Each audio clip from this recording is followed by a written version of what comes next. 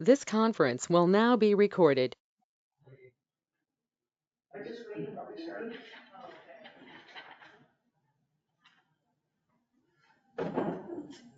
Okay, this is the community development meeting, 7/27, July 27th, 23.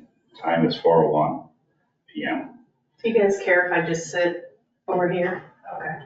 I don't want you to sit there, you can still be going. Just seems easier. Wherever is comfortable for you. We're not that formal that we got, well, I guess some of us have assigned seats, but I guess we can move on. Yeah, I don't have the right name tag. That's all right. Just kidding. Mary Gaziano will be a little late. We have Sally Bennett, Mike McKinnon, Jason Ackerman, Kelly Sang. In attendance, I guess take roll call. Mike? Present? I'm here. Any conflict of interest? None that I'm aware. Nobody signed up for public comment. Approval of minutes from May 18th, as we did not have a June meeting. I will motion to approve the minutes. Guess I second. There's only two of us. I know I had read them at some point. I don't recall seeing anything that was not updated or accurate, so I have no further comment. So can I get what, we have to do roll call? Mike? Yes. Approve the minutes, yes. I vote yes for approval of minutes. Okay, rolling into tonight's agenda. It was mentioned in the last zoning board, village board meeting. We've talked before about reduction of the zoning committee members from 7 to 5. I don't think anybody had an issue with that. Where do you stand? You know, number one. Wanted it to go through us. Yeah, number one, I don't have a lot of insight what they do. However, none of our other committees are anywhere close to 7 people. Right. So, most of the committees are represented by, 2 or 3 trustees plus maybe a couple staff people. My guess would be the police committee probably is the largest committee because you got 2 police officers that are there regularly and 3 board members, that's 5. Public Works, when we're fully staffed, we have 3, plus we've got, Chad and Jimmy, that's 5. So on the surface, I don't see any reason why it can't be 5. And I think most of it is they run that way anyway because of lack of volunteers. Well, I guess we don't want to lower the common denominator if, certainly there's an optimum number of people. Too few people, not enough ideas to stimulate conversation. Too many people, you get nowhere anyway. So to me, 5 would seem to be sufficient unless, Mary, you probably have spent time at a zoning committee meeting at one time or another. Yeah, 1 or 2. Any point, I don't really see having, if we had 5 people there, I think that's probably significant enough difference of opinion or whatever to render decent decisions. I really don't see that. I agree, and the thing is, we're discussing it zoning, and if you've discussed this, don't stop me. But in our zoning, we have reference to a zoning board of appeals, a planning and zoning commission. Now, the statute and our ordinance says that a planning and zoning commission is to be set up. And that provides that the village president is to be part of that. And it has staggered terms that they set so that you never end up with 0 on the board because everybody says, I'm not running again, or don't want to be appointed, I should say. So that's how that's set up. But then we have a zoning board of appeals, but they seem to be the same. And I've brought this up for years, saying this seems really goofy to me. That to me, a zoning board of appeals, well, what are you appealing from? Or what are they doing exactly? And I think just based on what I've looked at, it's more of think of appeals as asking them to do something, like asking for a variance, asking for a special use permit. Not appeals like we think of it, you've been to a lower court or a lower body, and you don't like the decision, and so you go to a higher level.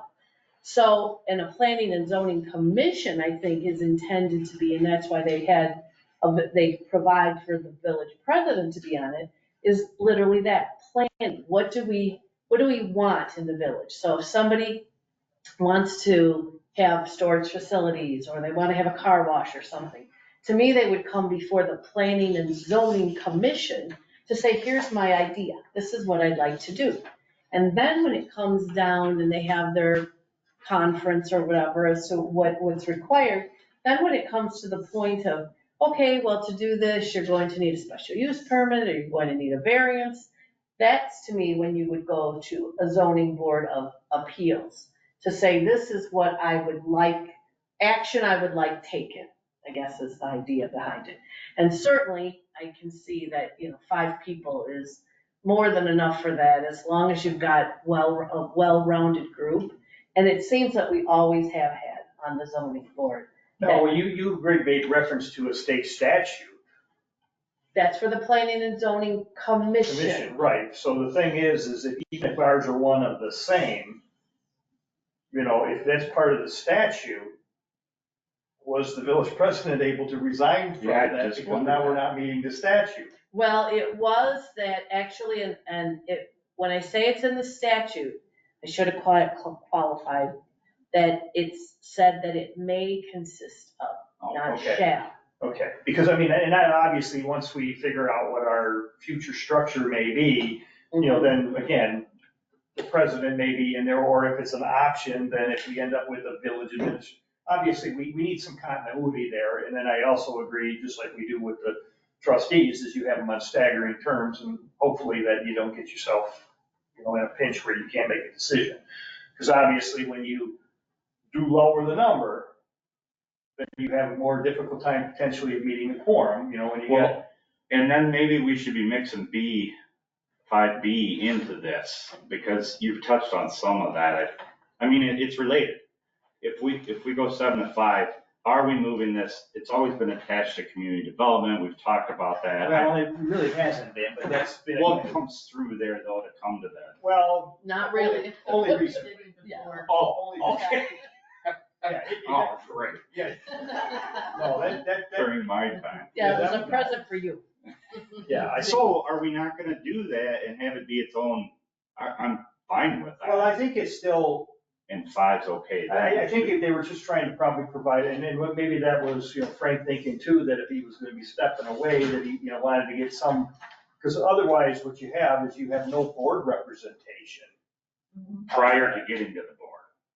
Yeah, before you had the president who was involved, so you had at least some, the board had some representation. Now, in absence of them, you have no board representation. And so part of the thing that we might even think about is, okay, should the liquor commission, which we did historically, because when Stan Malagranda was here, he was a trustee representative on that group, but we've never really had a trustee, or have we ever had it in history where a trustee was actually a member of the board, or the zoning committee? Was it ordinance number 280 or 281 that specified that the number of board members that would be on the zoning board? Yeah, I'm trying to remember, because I know you found Yeah, that. it was old either one. 280 or 281, it said that there would be so many board members, but I can't remember if that was 280 or 281. Yeah, because the thing about it is gonna be one of two things. If you've got no trustees on that committee, then it seems to make sense that at some point it comes through another committee to get to the full board. If you had trustee representation on that committee, then it would seem redundant to run it through another.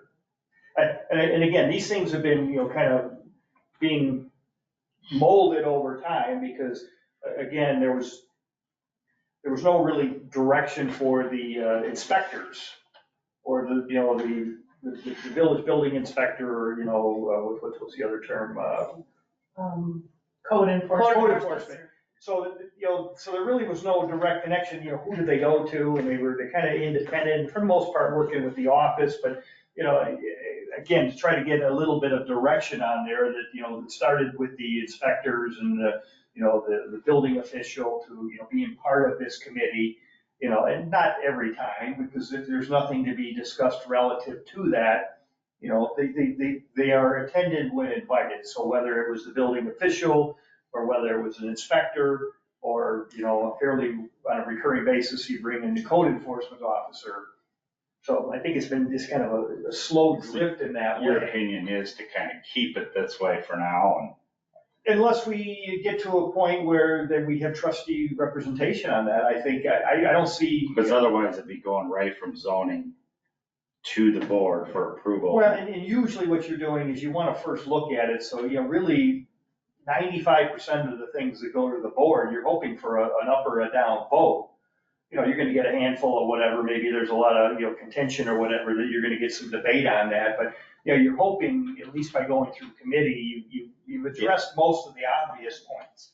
Yeah, I agree, I just, Yeah, but again, you got Wanted to define. blindsided because, you know, we had a couple things show up and, you know, we weren't familiar with it, we never dealt with them, but that was just kind of transitional thing, but, well, they'd have to give it to you in enough time to run it through a committee, you know, it's gonna slow to do it right, it'll slow it up a little bit, but what are we It talking? shouldn't, because it doesn't have to go to the committee. It should go to the committee. It's no different than normally when we bring something to the board, we're bringing a recommendation by committee, but sometimes timing just hasn't allowed it. You can still bring it up to the board, but at that point, it's not by committee, but somebody's gonna make the motion, somebody's gonna make the second.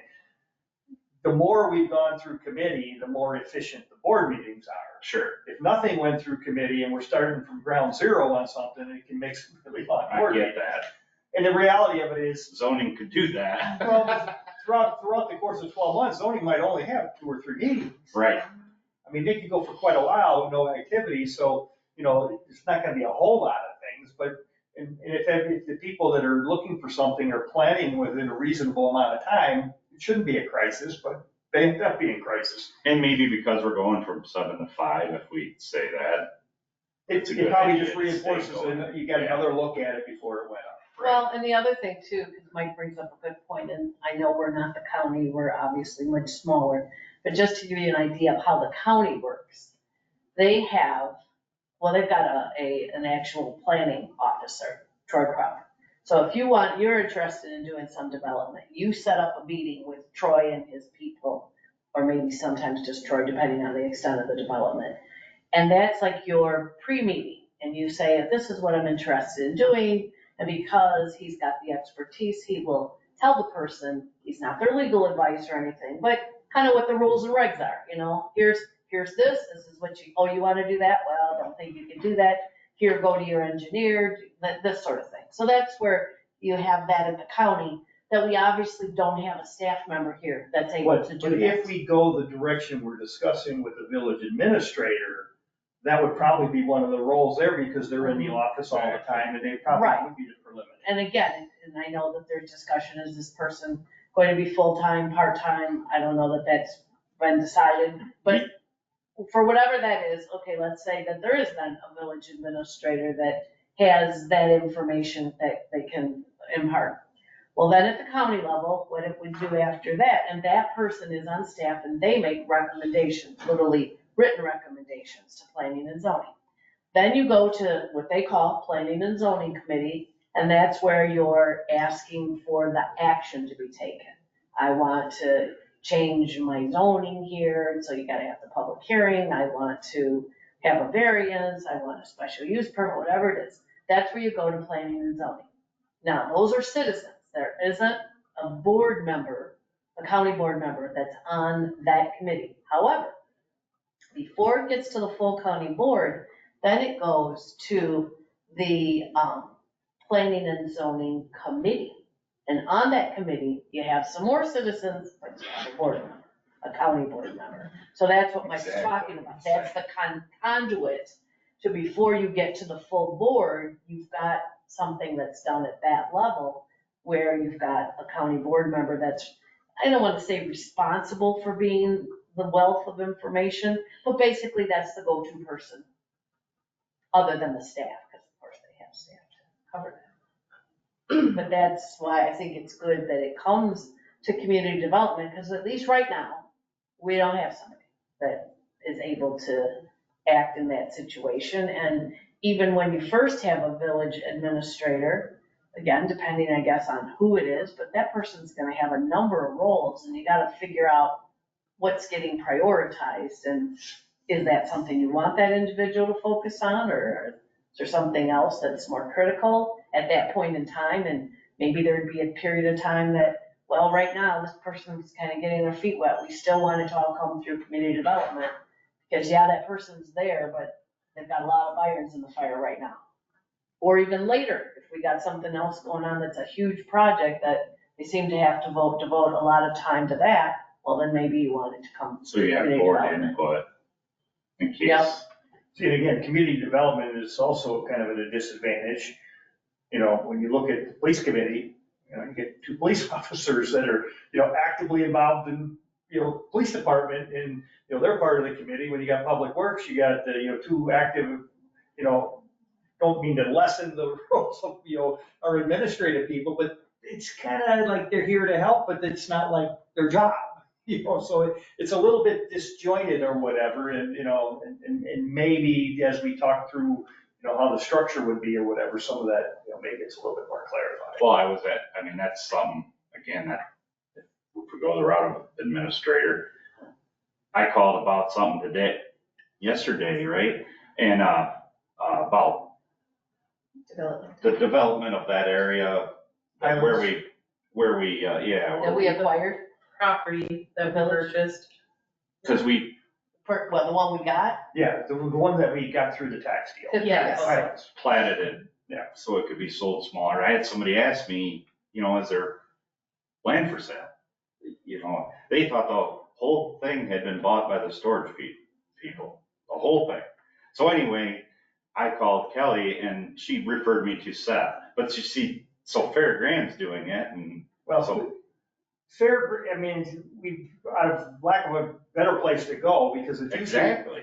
because of the thing is if it got into something like, hey, we're interested in property and, we're gonna build this or that or the other, Fair Graham is the best available option right now to let them know, is okay, yeah, their village does potentially have property available. If you were to pursue that, you're gonna need to put sewers in, you're gonna need to put roads in, we're gonna put, it's really trying hard to figure out, where to go with it, because, you hate to put, them on a professional too soon where our cash register's running up, you're spinning the wheels on lower level tasks. And they're not in the meetings. Right. So hopefully there's. So, they've been involved in it earlier and they're willing to accept that role. Ideally, there would be some filtering before it got to them. So that way there, you're not, giving them, $3 questions and spending $100 an hour to answer them. Just like, again, we need to take care of a bunch of legal stuff that's not pertinent, not that the primary of a revenue stream, but you want to utilize the right resources if you have them available. And maybe as we talk our way through what the village structure would be, somebody would probably maybe have that preliminary role to try to filter the stuff out, whether, what exactly are you looking, oh, yeah, you're looking to do that, that's what we need to bring our professional, you're only looking at the one piece of property, and, that we probably can't. I did give them Seth's number. Yeah, and that's good. And what you gotta be careful of, and it's not that, believe me, I got enough to do for the village, so I don't have to make things up or say that the professional should do X, Y, and Z. But you do have to be careful that the right things go to the right people. And I'll give you an example that we just came up with zoning. Now, this is not the end of the world issue by any means, but with the storage units, the matter went to zoning for the peak storage, yeah. The matter went to zoning and there was discussion about the lighting. What was the lighting requirements going to be? What were the lighting requirements going to be? And zoning went through and they wanted certain lights at different places and all of that. I get a call from Seth and he says after, and again, he doesn't come to zoning board anymore and I'm not sure why. I always thought that was a good idea that the village engineer went to zoning because he knows all of the stuff for development or whatnot. And he asked me, has the village approved this lighting plan? And I said, well, yes, and here's the documents that went through, here's the memorandum that came from zoning with the recommendation, and then here are the two ordinances where the village said, okay, we're granting this rezoning with a special use permit, and here's the requirements under the special use permit. And what we talked about is that ideally, that should have gone to the village engineer first, so that he could say from an engineering point of view, what would be required, because he's like, there's stuff, he didn't say a lot, there's stuff there that we would normally require that's not being required here.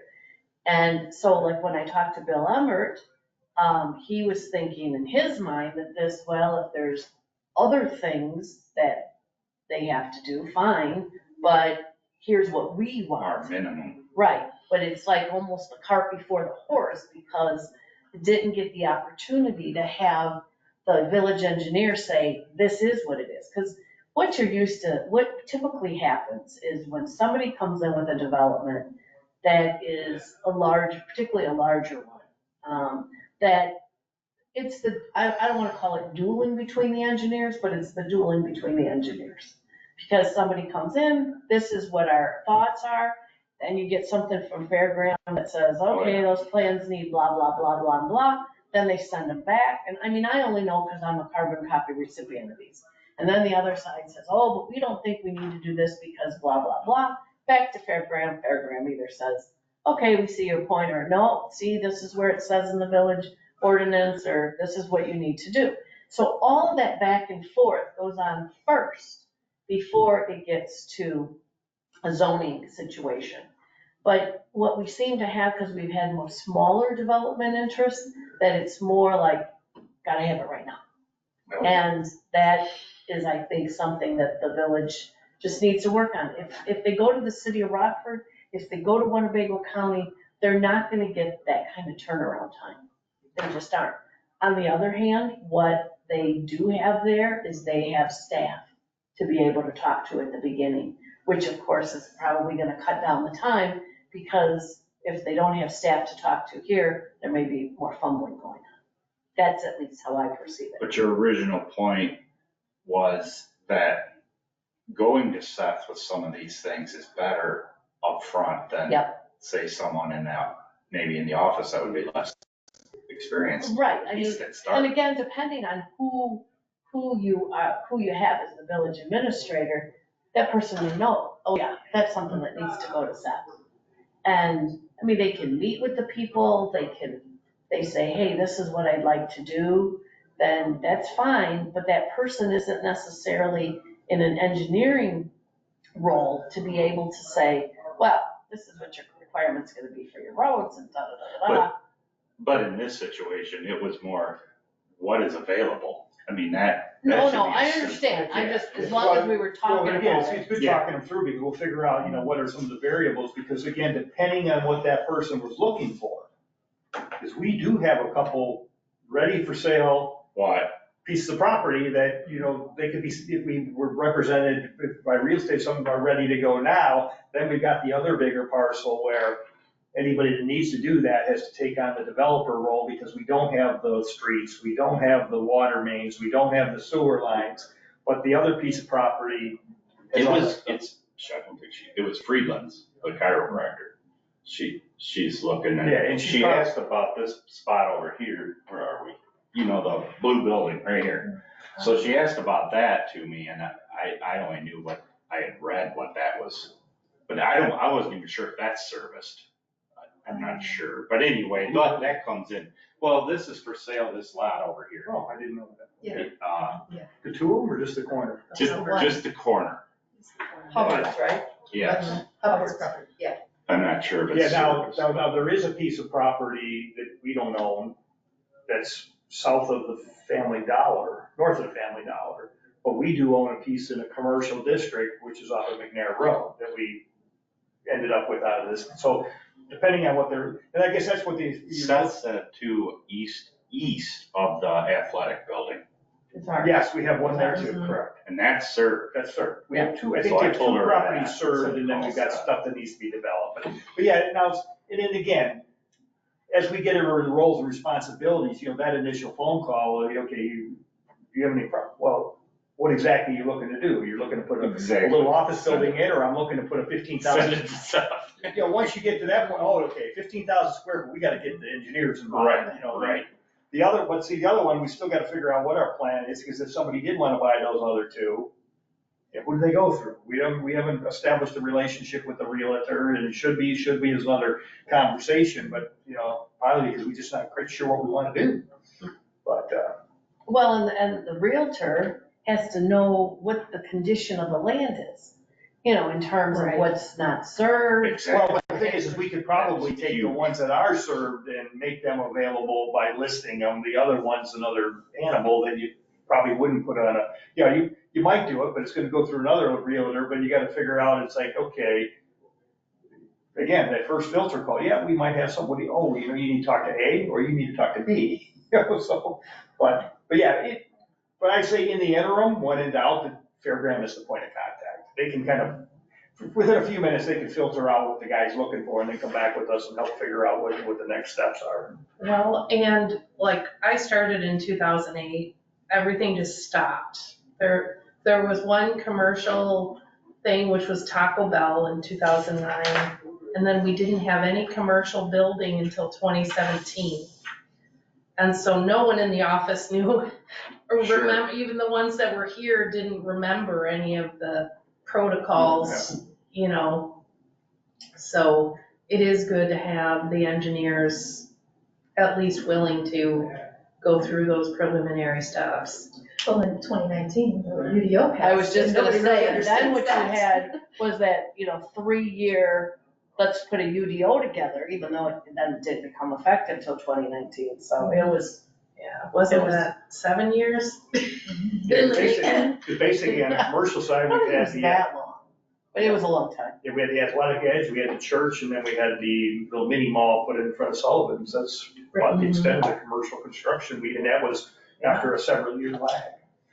Yeah, I And well, then the storage building, your storage And- building, so. Yeah, Dollar General. So, so after, fairly long delay, at least we see some activity recurring, but we just gotta get back into. So then, okay, B is gonna remain as is. So all we're really looking for here, I need a motion for 5A to get. Nothing to your knowledge, Mary, that, if we went down to 5, nothing in a statute or something that we're not aware of that would present a problem, and. No. And then the only other piece about it we gotta figure out is, it sounded like you say there's, some wiggle room whether or not you had the village president on the planning commission or. Well, yeah, and that Frank had said, because we've talked about this at zoning previously, that, he could see maybe the village president being on the planning commission, because that person would want to know, whoever the village president is, sort of what's going on in the community, but not at the level of the appeal board of making decisions, because Yes. face it, when you have some decision made by zoning and you don't like it, who do you appeal to? The village board, and that's been my point all along, you appeal to the village board, Well, one other of than whom what, is the village president. but other than what you said relative to the definition of an appeal, it's not really asking, well, they said, no, we want to try to make a yes, it's like, well, here's an ordinance and you're looking for a variance, so I guess it's the terminology piece of it. Well, it depends on, because right now, the only thing that zoning does is variances. Okay, zoning has control of variances. Otherwise, it's a recommendation to the village board. To the board. So in essence, it's the board, that you go to before zoning to talk about rezoning, but zoning doesn't rezone. You have to go to the village board to get that rezone. And then when you talk about the special use permit, zoning can have all the recommendations for the special use permits. They become part of the ordinance with the zoning. So if somebody comes in, hypothetically, we got the piece of property next to the Athletic Edge, and somebody wanted to buy that, and somebody wanted to build something, Mhm. zoning really has no involvement whatsoever if there's nothing changing on that property, correct? If it's zoned already. If it's already for what zoned, they yeah. It need. already meets the Exactly. zones, it already meets, so really, they're not involved in that in any shape or form. It's only when somebody wants to come in and develop something that they're involved, or if somebody wants to come in and have a variance or a change in zoning, is where they're involved. Right, if they want us to have a change in zoning or a variance from the zoning, so that if it's zoned business and they want to do something on there that would require a special use permit under business, so remember, there's permitted uses and special permitted uses, then they'd have to go to zoning to talk about the special things. So now, in what you explained relative to the role of the planning commission and the board of appeals or whatever, which of those two would be the situation where the statute kind of puts the president as part of that, Commission, the the commission? planning commission. So see, that's all up there is zone general business, the yellow by Athletic Edge.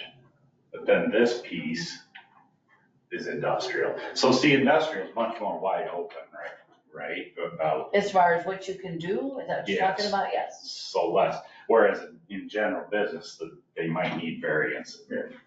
Or special use permits, Yes. depending on what they want to do. So, yeah, so I guess from the gist of the question, I don't see any reason why it would need to be maintained at 7.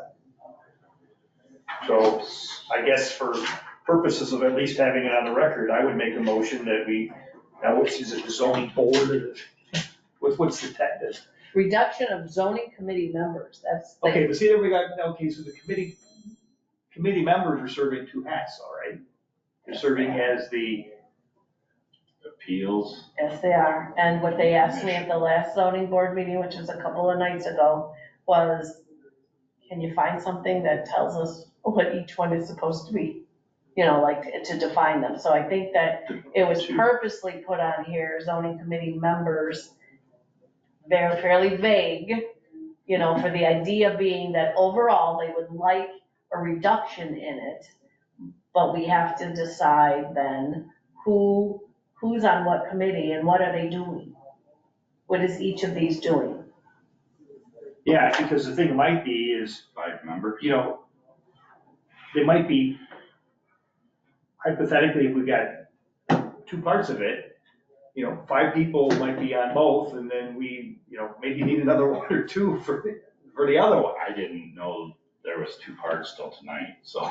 Well, see, that's why we're, because it's, that's, we're talking, relative to the statute or whatever, because we have a planning commission, and then we got a board of appeals, but it happens to be the same group of people. So they're, in Williamsville, Winnebago, our community serves both purposes. And I can tell you that when we did the UDO, because this is not new to me, that when we did the UDO, I was bringing up the same thing, same concerns.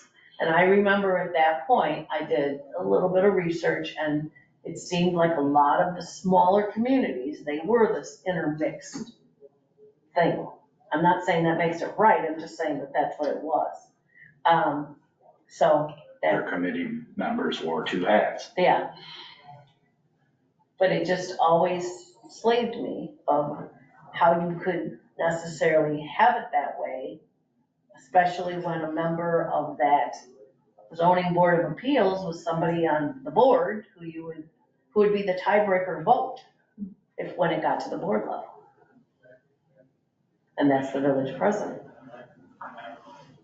So do you think it's one of these other smaller communities has something that's fairly well defined that we would be? No. So. That's, to be in all honesty, no, because it just seems like what you see in the smaller communities, and not to digress, but is that they just follow the way that it's done. Yeah. I'm tearing my hair out over the change in Sullivan's, because they can't understand why out of 14 communities, I am requiring that the new people who are the officers and directors of the corporation, that why I have to have fingerprinting and why I have to have statement of principles filled out by these people. And the simple answer to that is because the statute clearly requires it. And they're like, but nobody else makes us do that. Well, I can't help it. I can't. The fact that they're not fulfilling their obligation doesn't mean I'm gonna draw a line. I just can't. I know I'm right because I did work for the Illinois Department of Transportation for years, But and what's you have to bring it down to the level of an individual. The state of Illinois, because remember, these people, this has to do with the liquor Oh, okay, Liquor okay, I'm and trying to think of, liquor and gaming. okay, that's, And they that's, wanna make sure that we're not doing business with organized crime. okay, you answered my question, That's I got the out, gist of because I say, I ran my own business, and I didn't have to have my Yeah. fingerprint, but, okay, No, the liquor that's why. piece, the liquor requirements. And I want it on the record, I'm not in any way thinking that, this new company is Oh, no. associated with organized crime or anything. No, but you had the other ones on, already done, you had everybody else that's serving liquor in this village is. You have to do it, and you have to get it down to the level of individuals, that's what's key. I dealt with many corporations, Sunil's being one of them, they have many levels of corporations. This is when I was doing eminent domain work. Well, this corporation's owned by this corporation, it's owned by this corporation. And I would tear my hair out because they didn't want to disclose. I had to get down to the level of who's the individual behind the corporation. That's what the state of Illinois wants to know. So, but like I said. I bet they don't like that. I didn't mean to digress, but it's just, my point is that sometimes people aren't reading the statute to say, this is what we must do, this is what we've always done. Could they just write in and say, we just want a letter that says that you're okay with our new people? I said, I can't give you that letter that says I'm okay with your new people, because I don't know who your new people are. And then they said, but these are our new people, and I even gave them the statute, and their lawyer texted or emailed me and basically said, I'm not real clear what we need. Well, so, anyway, but it's just, I highlighted it for you. Yeah. I just don't know what more to do, but in any event, it's not always that a given community will really delve into it as far as finding out exactly. Well, no, because the what needs thing to is, be if done. they don't have a full understanding of it, they're only requiring people to do what it is that they understand, and if they only looked at this level and, doesn't make it right or wrong, I mean, Right. it's just that's the way, but it's one thing to make a decision based on what you didn't know, another thing is to fully know and choose to do something contrary to that, so. And I can get this committee a copy of what I had sent out in regard to this whole issue of 5, 7, whatever, just so you know what I was looking at. Yeah, we both can, Statutorily and otherwise. we can wait on this. Yeah, we don't have, I And, mean, it's. and decide, if you leave it 7, do you split it up into two, would we even do that into two? I wouldn't think so. Right. Wait, to split up what? Well, if you left it at 7 people, you'd have more to split into the 2 groups. But right, but it isn't anticipated Then you have that to have- you'd have 4 and 3. I mean, I think No. these are intended that you have at least 5 on each. Right, The and now you question need is more. just, They're do gonna- you need more than 5 on one? Yeah, I think the reality of it is they're gonna continue to wear 2 hats, we just need to know what has to be Right. put on now. That's what I thought. Yeah, and I think from our point of view, we will still have one committee that have 2 responsibilities. And if 5 is sufficient to meet those responsibilities, we're okay, and then maybe on one of them, we may or may not have to have a board representative or something, because again, if they meet 3, 4 times a year on one of the 2 hats, maybe they're fine with the way they are, but when the other issue comes up, then maybe somebody's gotta step in and attend on those particular meetings. Maybe you hit on this already, but what is their view of that, going from 7 to 5? That they So- were in favor of going from Okay. 7 to 5. Yeah, because one of the things is, at least if you get it, if you're only getting 4 people showing, well, if you're only getting 3 people showing up, 3 out of 7 doesn't make a quorum. At least if you only got 5 requirement, 3 show up, at least you got a quorum, then you can actually conduct business. All right, let's table that then. Yeah, I think that once we get You married got more stuff, we'll read it over. information, And I think we're fundamentally in agreement that that's probably the way to go, but we just want to make sure we haven't overlooked something. It's not that big a deal to wait on that one. All right, so that takes us to C, because the B we're gonna leave alone, the zoning committee moving through community development is how it was set up already, so. we Yeah, really need to do until, something there. until we get a better understanding of it and figure out if there's a smarter way, I'd say we continue to have an opportunity to take a look at it for those. Okay, I'm doing this park stuff, so when I was on vacation, I had an epiphany. I came up with a Greenlee Park idea. Because that park, I've talked to a couple residents over there, not a lot, but a couple. the park doesn't get used, It gets underused. It does get used, but it does get, Okay. not, underused. And because park equipment and revamping a park, from knowing what we're going through with Memorial Park here, is so expensive. And because in my park, in this park committee, we have Michelle Mowen, who's park district representing. We have parks for kids to play at, if, especially if we're intending to redo Memorial Park, possibly at a younger age group, it's been discussed, because the park district really goes, they have multiple things for the upper age groups, right? The sports things over at the school. And so I had this idea for Greenlee Park to go a totally different direction, and I called a representative for the garden club here in town through the library. And they are going to discuss it at their board meeting about a community garden over there, because it gets so much sun. We'd have to put water there, but something, and somehow then this would be easier to maintain. I know there's been public works, they have to mow it. Maybe we could put down a different media that doesn't need mowed. In the garden club, the reason I wanted them involved, how these community gardens work sometimes, or from what I've seen or read, is somebody takes their spot. That's your spot to maintain. If you don't maintain it, you're done with that spot and somebody else gets it. So that I'm hoping that this gets maintained. The idea would be that this gets maintained by the people and not so much public works. well, I would think that, as big as that park is. It's so big, it's such a big area. You could probably take, potentially you could take a section and dedicate it to that if there was enough support in there and everything was there. And, even though it's underutilized, it still gets some use, so you can continue to use the swing set, you continue to use the basketball courts, and for those that take their dogs and run around there and give them a place to stretch their leg, all that stuff can continue. You can still allocate a pretty big piece of it that would be. Something to do with it. As you're done, and yes, and if it was done as you're talking about, then it's, another, maybe an acre less to mow, or, I don't know how big you would be. A park's gotta be 15 acres, not 15, but probably 5, No, 7. Greenlee. I know, we're talking about Greenlee Park, that thing's probably it's multiple acres. It's done in that quarter there. It's not that big. Sure, So it's pretty big. I don't know how to determine. It's 44,000 square feet. Here, let me look at Winges. It's probably 5 acres.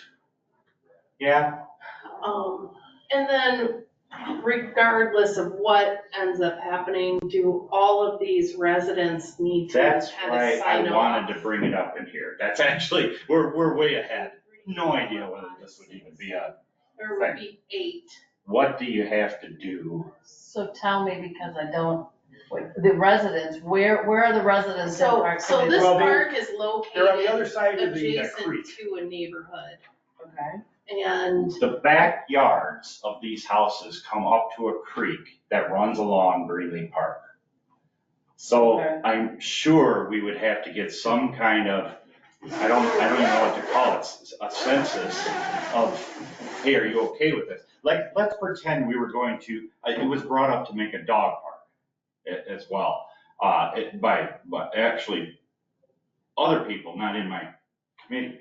And the problem I'd see with that is you'd have dogs out there playing and barking out, and for sure you'd have to get the permission of these people, right? So I was trying to think of a different thing that wasn't so intrusive. This came up as an idea, but, could we do a tree border? yeah, right, some live Like fence. those long skinny ones that are like natural fence? If you did a dog park or something, you might do that, but I don't even know. This garden, in my opinion, is potentially pretty lowly intrusive, especially depending on where you That's put it. why I thought of it. But let's see here, let's see if I get a, I think most people don't even know the park exists, Mary, because you can't I had see no it idea. from the road. Okay. And It's it's, surrounded by field on two sides and. I'll have to drive by there so I'm real Yes. visual. I can pull it up on here. Would you like me too? Yeah, why don't you do it, then if you could, Just don't let me lose. So no matter what we do, I'm looking at the legalities of what you do with these people, you know, if you make it anything but a children's park, maybe that's what we do with it. well, part of it is, so I think it's big enough that, Yes, I couldn't believe how. but your thought of the garden thing, if that were to go over and they were interested, I think that can be done, and anybody that uses it today is not gonna lose any use of it, just because if the other wouldn't interfere with it. But would it create a situation where potentially there's strange people walking through your backyard? No, or- no, because it's a totally separate entrance that goes into that It park. is. It comes right off the street, it's a public entrance, totally unrelated to those other property. You know, I guess, you know, if it gets Is that used, Jessica Trail. comes off Jessica Trail, yeah.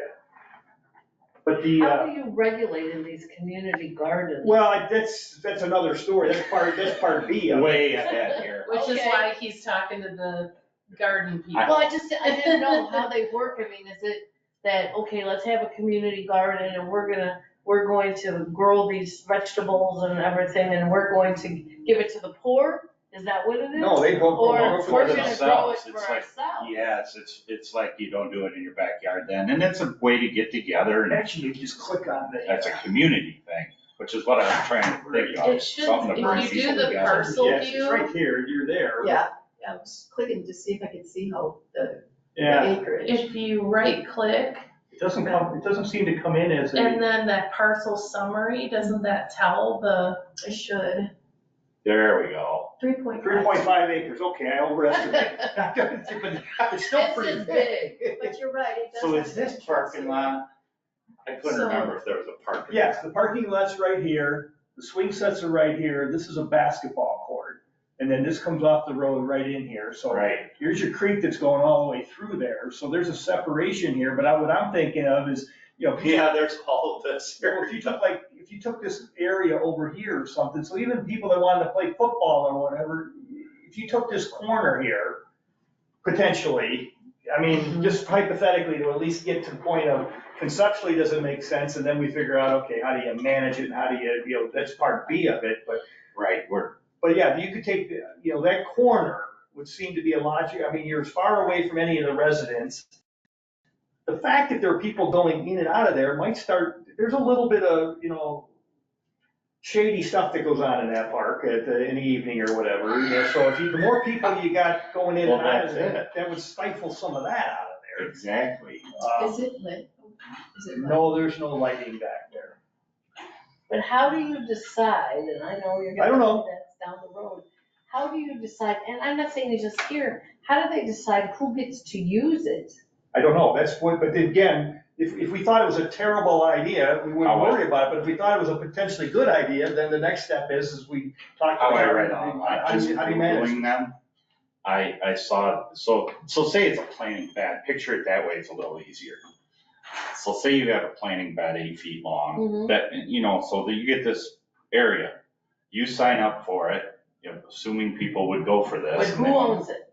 In your, Oh, the village Villages stays still owning own it, No, they're but- renting it. in your Google search, is it owned by a municipality? The village owns it. Oh. I know the village He's owns saying this in part. my I'm example, saying, when he was looking, did the I did not municipality look that own up. it? And the only I've reason seen I it. asked that is because I'm a taxpayer. I'm not interested in the gardens. But my tax dollars are, you know, have to somehow support this particular Well- thing. Why are you letting my neighbor do something on there? Well, we maybe charge them a small fee for it. that's what they do, Yeah. they charge, And they have charge it come back to the fees. village. Now, there's another, if you. That I saw. And again, I don't know the ownership or whatever, but I know when I go to visit my father, you know, and I don't know whose property it is, I'd have to look, but there is a pretty good area. It wouldn't fill that whole park or whatever, but I'm gonna guess probably maybe an acre worth of property. And this thing is all off and, you know, there's garden after garden after garden, and there's all kinds of activity going on there. People coming and going and, Mhm. you know, they're taking care of it and they're harvesting their vegetables and they're doing, I don't know how it's all taken care of, but there is a lot of people that have an interest in there because maybe their backyard's not sufficient of it. Exactly. Or they can't get the equipment in and out of there or whatever. Now, my neighbor he's got a huge garden, and fortunately, he comes over and gives us some of the vegetables, he can't consume them all. I don't know if it'd even be popular, but when I found out there was a garden, now the garden club, they do, it seems like they do that, but they're more, it's a garden Flower. walk. They go walk. Most of their gardens are flower gardens Yeah, and stuff, right. and it's their old property, and then once a year they have a garden walk, and they walk from place to place and show off their stuff. But again, maybe they'd be interested, and she said they probably will be, she wanted to take it to their board. Yeah, it's worth some discussion, and at least, I mean, if it turns out there's like zero interest, we don't have to worry about the It sounded- And liability. maybe we It could do sounded a poll. Yeah, and see But if, that, but if that, it's overwhelmingly, but that's certainly the right organization to start with. And Now, the other thing that's recently started is it's still only got maybe a dozen people on there, but there's been a Greenlee Facebook group that started to come up, mainly from the standpoint of, hey, have you seen any crime? Have you seen any of this? Or, hey, I'm looking in the neighborhood to do this. It's like a smaller version of the Winnebago site or whatever. And it's in its infancy stages, but, certainly, the garden club, I think, is a good logical first start. And we could probably look and research some garden clubs and, or shared gardens or, something. I think they call them community gardens. Community gardens. there, you see them in the my stump business, I go into Wesley Willows and some of those retirement Well, communities, and they've got them in there. Well, that's where my dad's at, similar to Wesley Willows, it's progressive, he's an independent, if your care were to deteriorate, you can go into assisted living and eventually, and that's where many of the residents, so it may be very possible that in their case, it might be on private property. I Right, don't know whether it's like right on the border between the property where he lives in the village or the city, so, yeah, I don't know really who owns it, but I'm gonna be heading out there in a few weeks or whatever, so something like it probably. take some pictures. And well, you could even pop a few off, even off of Google Maps, so you don't know how many years old they are, what time of the year they did it, Yeah. but, Well, there's a few in Rockford, I know. if Yes. nothing else, I can mark the thing off and, figure how many yards wide by how many yards long it is, but I know they've got, their roadways go up and, so there's like 2 or 3, but yeah, I mean, so yeah, the bottom line is, I think it is underutilized. 3.5 acres does take a few minutes to mow. So if there was something that you could get better use out of it and save some wear and tear on the village's time and equipment, and it served a purpose and didn't hinder anything else, I think, sounds like it needs a lot of. we're just in there trying to brainstorm, and after finding out the park district's budget, it's not very much, and I don't know how we give these parks, even if it's been talked, I've heard talk of some kind of IGA with them to we give money, let's revamp the park and now it's yours. But I'm not even sure they could take it then, because they just they don't have a lot of They money. don't, Most they of the only stuff- get property tax. They get property tax, and most of what they've got through grants, and then, but where they use the IGAs, especially like with the school district. That's what they're doing. The school district does a lot of the maintaining, it's kind of a shared interest, one owns the property, one maintains the property. I get the argument that there's a park district. Why is the village has the responsibility of the parks? But Well, I'm not sure. they don't, the ones that we currently have responsibility for are the ones that are village-owned property. Right, Because the village owns Greenlee, the village owns that one, the village owns the Lighted Diamond, and the village owns the other one. no, Does the school own that other one? School, The athletic The field, athletic field, okay. I think, school owns that one. does the school own that one?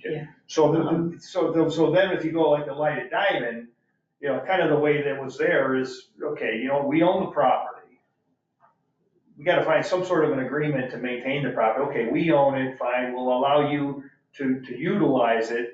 And you guys, since the village doesn't have, where the park district comes in there is their expertise or their time is spent on, hey, we're gonna use these soccer fields. Some of them belong to the park district, some of them belong to the school district, but the park district is going to manage the program.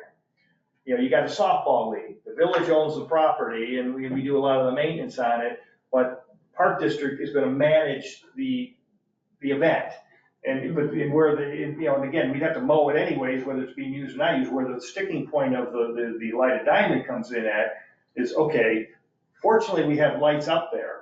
And, kind of the agreement is right now is you're gonna remunerate us something for the cost of electricity. But if those lights ever become in total disrepair, then we're kind of between a rock So and a you're hard saying the Park District utilizes that, is what you're saying? Yes. I Yeah, don't pay attention. they utilize it, and where we don't have an actual IGA with them, we need to. We've just kind of got an understanding and kind of a handshake agreement, and as long as there's, parties involved that remain involved, they have somewhat of an understanding, but all of a sudden when you get new blood involved, nobody knows what the rules are, and then it tends to drift. So, we did need to tighten it up, so, okay, guys, you want to have softball leagues every year, fine, X number of dollars per month to turn the electricity on, and we'll take care of that, but what do we do when all of a sudden, those lights, which are older than, I've been around here or whatever, you got So did 50,000 they get replaced from the hail They damage did or only repaired? So, but if all of a sudden you had to put $50,000 of new lights in order, fortunately, somebody got a grant for the scoreboard. No, we ended up paying for the scoreboard, and the guys put it up themselves to try to save some money. So again, we're gonna have softball league, and again, part of it is, to a degree, if we're all in this together, whether I pay the taxes out of my right pocket or my left pocket, I'm still paying the taxes. So if we can work together as, public taxing bodies, it makes sense. But, you gotta be fair to everybody. So, well, wait a minute, you're getting all the money and I'm getting all the expense. That doesn't work, so just trying to make sure that it's fair and equitable for everybody. And in the past, we've had that verbal agreement with the Park District that when the leagues play, they pay us $30 a night for the electricity. So it's usually about $300. Okay. But there hasn't been anything since the pandemic. Well, we also had, I can't remember, Graham. Jeremy? No, Rambo. Oh. yeah, he's on that too, and we haven't got to what he expects, because I think that has something to do with the lighted diamond, why he wanted to be on this. Well, they were talking at one time of, Oh, you know already. well, I don't know all the details, but at one time they wanted to work with the village on trying to make some type of a playground or apparatus to benefit the children of the participants in the church. And at the same time, then the village would be able to benefit it from it, hopefully. And, it's like, we own the property, so it was trying to figure out where, that was a little bit trickier because now you're dealing with a private enterprise as opposed to another governmental. But part of it is, hey, if somebody's willing to try to help out, you Right. listen to try to figure out Mhm. where do we overlap and can we make something work? Right. Yeah, we haven't talked about that one yet. Well, No. geez, we just got off the figuring out that Willingham was nobody's. Well, but at least we did find out we haven't had a mow in 3 years. Yeah, that's true. Because that was a problem in the past, so I guess that was encouraging. And, Yes. But again, that Willingham was effectively parallel to what Greenlee would have been, is, hey, at the time, and Mary, you're probably more familiar with it than the rest of us, but usually when there's a big development going on, there's some dedication of green space to the community or the village. It's required. Now, at least in Greenlee's case, I mean, it's a nice piece of Yes, it property. It's just underutilized. The Willingham one may not be so nice because it's just half the time in the wet. Drainage, yeah.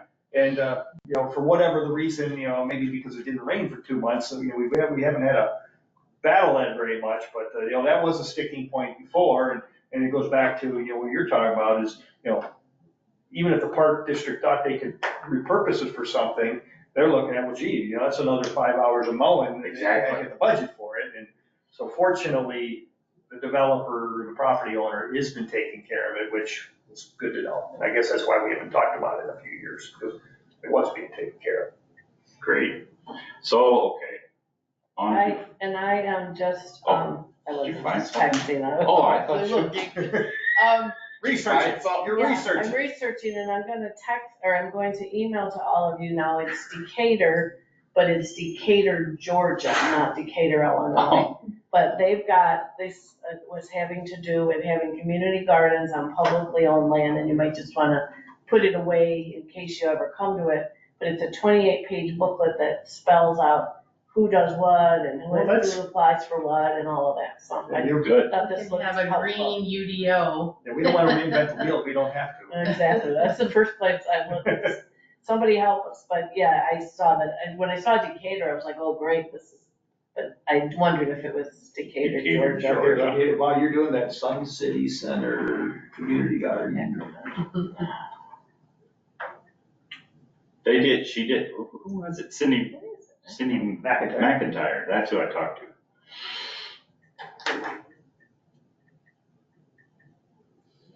Yeah, she's one of my sister's best friends.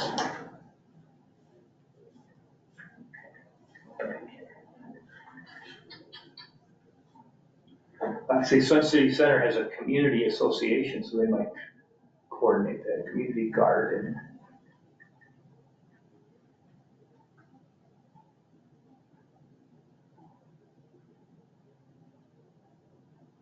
That would be a garden club. Yeah, I'll look at what Mary has to say, and the next time I visit my dad, I'll just try to find out a little bit more. I can probably look at Google to find out whether it's actually on the property of, I mean, they've got 50 acres or something of what they're on, and they got a little 18-hole executive golf course, and they got a prairie trail, and so it could be very well be private property. So this next one on the agenda, 5D, I just threw on there quick, I have a question. Have we ever, I would like to reach out, because the people, the one person that said they would be interested in a 4th of July committee again, or a festival committee, or whatever we want to make this, didn't show up for the parade, so I didn't know to reach back out or not. I thought that was a sign. But have we ever, put anything on, do we dare put it on social media? What are the rules with this? Should we say, Starting a committee? yeah, hey, anybody want to do this? Well, I Because think Jason's not interested. I think they have done it, and when they were trying to stimulate some activity, whatever, they were utilizing the Winnebago page that, hey, we're getting together. I'd like to at least try. So it has been utilized, and, Stephanie is probably the one who probably give you the best Yeah, there understanding you go. of but just, she'd give you the insight of what because she was actively involved. What did we try? What didn't work? What didn't work? Why did we, fold it up and say, and it really came down to lack of volunteerism. That's it. And maybe it was tried to get more volunteers and didn't happen. I don't know. I mean, many hands make light work. If you only got 2 people doing all that, eventually you get worn down. If you could spread that workload over 10 or 15 people, and I'm sure that, and again, I haven't seen her comments on there, because you see she had to do some policing or whatever, but I really haven't seen. It wasn't that big a deal. No, but I'm talking about the making more community out of it, thing in but- general, but But I thought it could be, I just wish it could be more than that, maybe, I don't know. Like, Its own page, you mean? no, a festival committee, Oh, its got own committee for like other things, like the Jingle Mingle people are their own thing, and then if they could all work together. well, I think sometimes certain events they just wear themselves out. Yeah, I mean, yeah, that's a good point. if you do, I mean, there was years ago when, and similar to the fee, when they had their fundraiser for the reverse raffle of, you do it, I mean, when we first moved in this community, you were on a waiting list to get a ticket. Right. And, and again, as the demographics change a little bit, many of the people that were heavily involved in it, as their children, kind of grew up and left or whatever, the next generation wasn't quite as interested in, getting all formal, dressed up to go to a dinner and a dance, and so part of it is, we really got to tap into the younger generation now. It's like, okay, what are your interests? Their interests may not be in line with our interest, and if, all the pushing, it's like pushing a string. If the people that we need to be involved, they're just not interested, you're just not gonna get I any. give an example, Sally, you sent the hydrant. Mm-hmm. I don't Art on I don't Fire. really know what I'm doing with something like that. I can take what Mary's, now maybe I just say, Somewhat go painting- for it. painting the hydrant. Yeah, yeah, I'll Art do on it for it. I wanted to get back with Chad when he starts to ask him where we're at with the need. Oh, you're talking not the painting and the design, but just painting the caps and getting them the reds and the greens and the. I assume that we would, if they're ready to be painted in general, it would be a good time to do the Art on Fire. Okay. That's what I was thinking anyway. I don't know what the life expectancy is of each paint job. Yeah, see, and again, just to give you, and Sally probably updated you, but one of the things when my kids were in high school, each of them at different times or whatever, at that time, we need to identify the fire hydrants as far as pressure. And so what they did is they'd have a handful of, half a dozen kids or whatever, that they would bring them in, and their only responsibility was to paint the knob on the top based on a map that Chad would give them, is, hey, I want these to be blue, because then they exceed 100 PSI.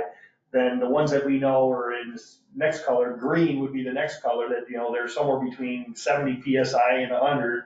And then when they get a little bit lower, then you paint them yellow, and the worst is red or something. And so that way when the fire department respond to a fire or whatever, when they go to a fire hydrant, they know exactly the pressure they're going to get. So that was a kind of a service project that the school did in combination with the village to get the students some service hours, and that was one of the projects. Then what Sally's referring to is they picked it up from another village, and I'll be honest with you, I thought it was a waste of time, but the village really loved it. Because, hey, you can pick a fire hydrant or whatever, and you can paint it some design of your choice within, some various parameters. In the first year, it was like, man, we got a heck of a following. We tried it the second year, we still had a good following, but at that point, it's like, well, the only way you can do it the third year, is you're gonna go ruin all the paint jobs they made in the first 2 years. So we said, well, let's back off it for a while. So Sally's point's valid. It's been 6 or 7, 8 years now since we did that. It was 17 and 18 that we did it, so. Okay, well, 6 years. So now they may be at a life point. It's like, okay, maybe we try it again, and you don't do it every single year, but you do it every 5 years or 2 years out of 5 years or something. And again, somebody in the community coordinated all that. Village didn't have a great deal We of. did not, we were That's what I'm just, saying. When you send that, is that this committee's responsibility? That's what I keep coming back to. Actually, somebody from the village brought it to our attention, and we kind of helped them establish the parameters and said, it's yours. So really, we didn't have, maybe other than, a little bit of discussion that we think is a good idea or whatever, we didn't spend a lot of time in the committee with it. right. And we only had the one issue of the one person who didn't like the other person's, and they painted over it. Yeah, they painted back over it, so it doesn't. So is that something else, that we could put on the social media to say, hey, is anybody interested in volunteering for this? Yeah, I don't know. and part of it would be. Now that the program's kind of established, we just need to make sure that we have the okay from Chad or whoever at Public Works, that all the rules are still the same. Sure. What do they want painted, what don't they want painted, and But we're probably still gonna be looking for somebody to volunteer from the community to try to. That's what market it. there has to be some kind of organization. Yeah, I think we would only have to just add something, and there's gotta be some sort of penalty for painting over somebody else's, because that was a problem. Yeah, assuming you knew who did it, but how are you gonna know if somebody does it in the middle of the night and. Right, no, but I kind of think, for some reason, I thought they knew. Well, yeah, I think we did. Somebody. Who did it, that Yeah, they it was, just didn't like because it. somebody picked a fire hydrant in close proximity to their house and they didn't like it and, Spray paint. To the point that they cared, I don't understand, but Right. That's whatever. what you're getting. But I guess part of that is somewhere, and it's probably a spin-off of community development, is, trying to get some non-trustee participation, just like we talked That's what about. I'm Parks. getting at. Guys, we're 3 people, 4 people, we don't have all the ideas, we'd like to, get some Exactly. community, ideas or whatever. And I guess if we did have some type of an official village page and not a community thing, you don't want it to be turned into a bitch session either. You want to be controlled that, hey, we got an idea, suggestion or whatever that, maybe it's comes into the village, but it's not community-wide. But on the other hand, you want a little bit of community exposure, because if you come up with an idea that might spin a better idea from mine, and who then spins a better idea from the third one, you want some visualization of it.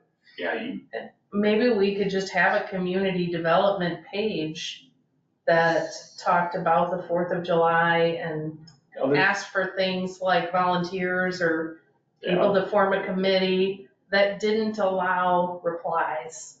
Well, Can we do that? or somebody who, I think part of the community thing, there's a way on Facebook apparently when there is a delay too, that the reply is there and an administrator releases it or eliminates it, but but again. somebody has to do all that. Well, exactly, that's why I say you're. Stephanie does a lot. Yeah, they can't restrict free speech. No, we can't. If it's village maintained Right. Facebook page, if they put it out there, we can't delete it. I'm more leaning towards, let's just ask for volunteers, let's start with that, maybe somebody Well, yeah, takes this and that's goes. not gonna That's- create a lot of pushback. Well, arguments. But then before you do that, I remember when there were people volunteering to do the 4th of July festival, and they said, what is our budget? And they didn't get a straight answer out of the board. And I think that was kind of an issue. And I think we It was an issue. Yes. I think that needs to be clear before we ask Oh, people to do anything. I agree, totally. Yeah, we gotta figure out, because if you're trying to put something together, you've got no idea what the budget is, it's. Oh, yeah. You But should see, I'm be willing spinning to- your wheels and not That's get the to do stuff it. I'd work at. I don't know, what I will come up with for fun, probably nobody else will like. Well, I mean, we do have funds available, we just gotta get a consensus of, the amount and the fact that it's universally supported. Hey, could the 3 acres be an ATV, like, fun run? Oh, jeez. Mary's liability just Oh went. my God. It's just. So, they have one, they have one at, That's Mike's probably like, okay, not in my George. backyard. they have one at the corner of, US 20 and Highway 2. Yeah. Yes, Very I've seen popular. that. Rocky That Glen. is busy. Oh, yeah. And I keep saying, they are having, I said this before now that it came up here. I was just there today because he takes all of my stump grinding stuff. Okay, he makes ramps and whatever. So I was just there today and he had told me he had no problem with advertising Winnebago businesses there. That's only 10 miles away. Now, obviously, we'd have to make some kind of sign. He has campgrounds and then a lot of people that come for that. He has a campground he's now made, yeah. So I don't know if that's a thing we want to talk I about. wonder what his liability insurance is. Waiver. You're gonna have waivers, but then they Yeah, probably don't allow you unless you're a certain age, I gotta be. Yeah, you have to be, yeah. I mean, it's a good idea, and the nice thing about it is, he's got a quarry on one side of him, he's got a highway on the other two sides. It's really a good location Yeah. because he's not really creating much noise into a residential area. Right. So, And it's visible from the highway, so we all know, we've seen it, like, that's perfect marketing. It was originally, I had the wrong, William Charles's. Yeah. And they think it still is, they've changed names again, but, yeah, he's buying it from them, yeah. or a lot of times too, they get some sort of lease agreement, you own it and I'm gonna maintain it or whatever, but yeah, I mean, it's, in the right place, those things are good. And again, I am not fundamentally against the off-road vehicles. Well, But I just want to make sure, I don't want to just run up and down the building, I want them for a place to go. So when the trails are there, my opinion changes dramatically. but just for, I don't know, I just thought of it. The reason it came up is somebody asked me, it was Kelly's, manager Kelly's over here, the new gambling. How do we get more, like the Scoop has one little sign on the highway. And the Scoop did that all on their own. They Yeah, did. that's true. Why don't we do we not want our downtown advertised? Well, we would, but the thing about it is, again, we gotta, More than I know. well, part of it is, a lot of it is we do want it. the question becomes, is the money coming out of our pocket or does it come out of the business pocket? If they don't want to advertise their own business, why would we support? But, so, yeah, basically the Post went, or not the Post, but the Scoop did all that on their own. They went out, they figured, because, they, just like me, when I'm driving down the highway on a trip or whatever, and I need food or fuel, I rely on those signs on the highway or whatever. Right. Although I got one major gripe, I don't think they should allow to put them out there if they're more than 1/2 mile off the damn highway, because sometimes you drive forever. But the thing about it is, they researched what was required, they went through there and they followed whatever protocol, and they got them put up there. So- It's through the Illinois Department of Transportation. Who's they? The people at the Scoop. businesses? Yeah, the people at the Scoop, they did it all themselves. And I think it had to meet certain criteria. It does. Yeah, in order for them to have the blue sign. So tourist. normally that is on the business to do. Yeah, that's like we have that big sign right there, that sign is owned by the village, going round and round because the businesses, of course, got different businesses now. And the businesses want the village basically to pay to have their names on the sign. And we can't do that because how can we advance one business over another? So we Okay, told the businesses, well, come up with a game plan about how much you're gonna pay and, we'll consider that. But we gotta offer it to all businesses.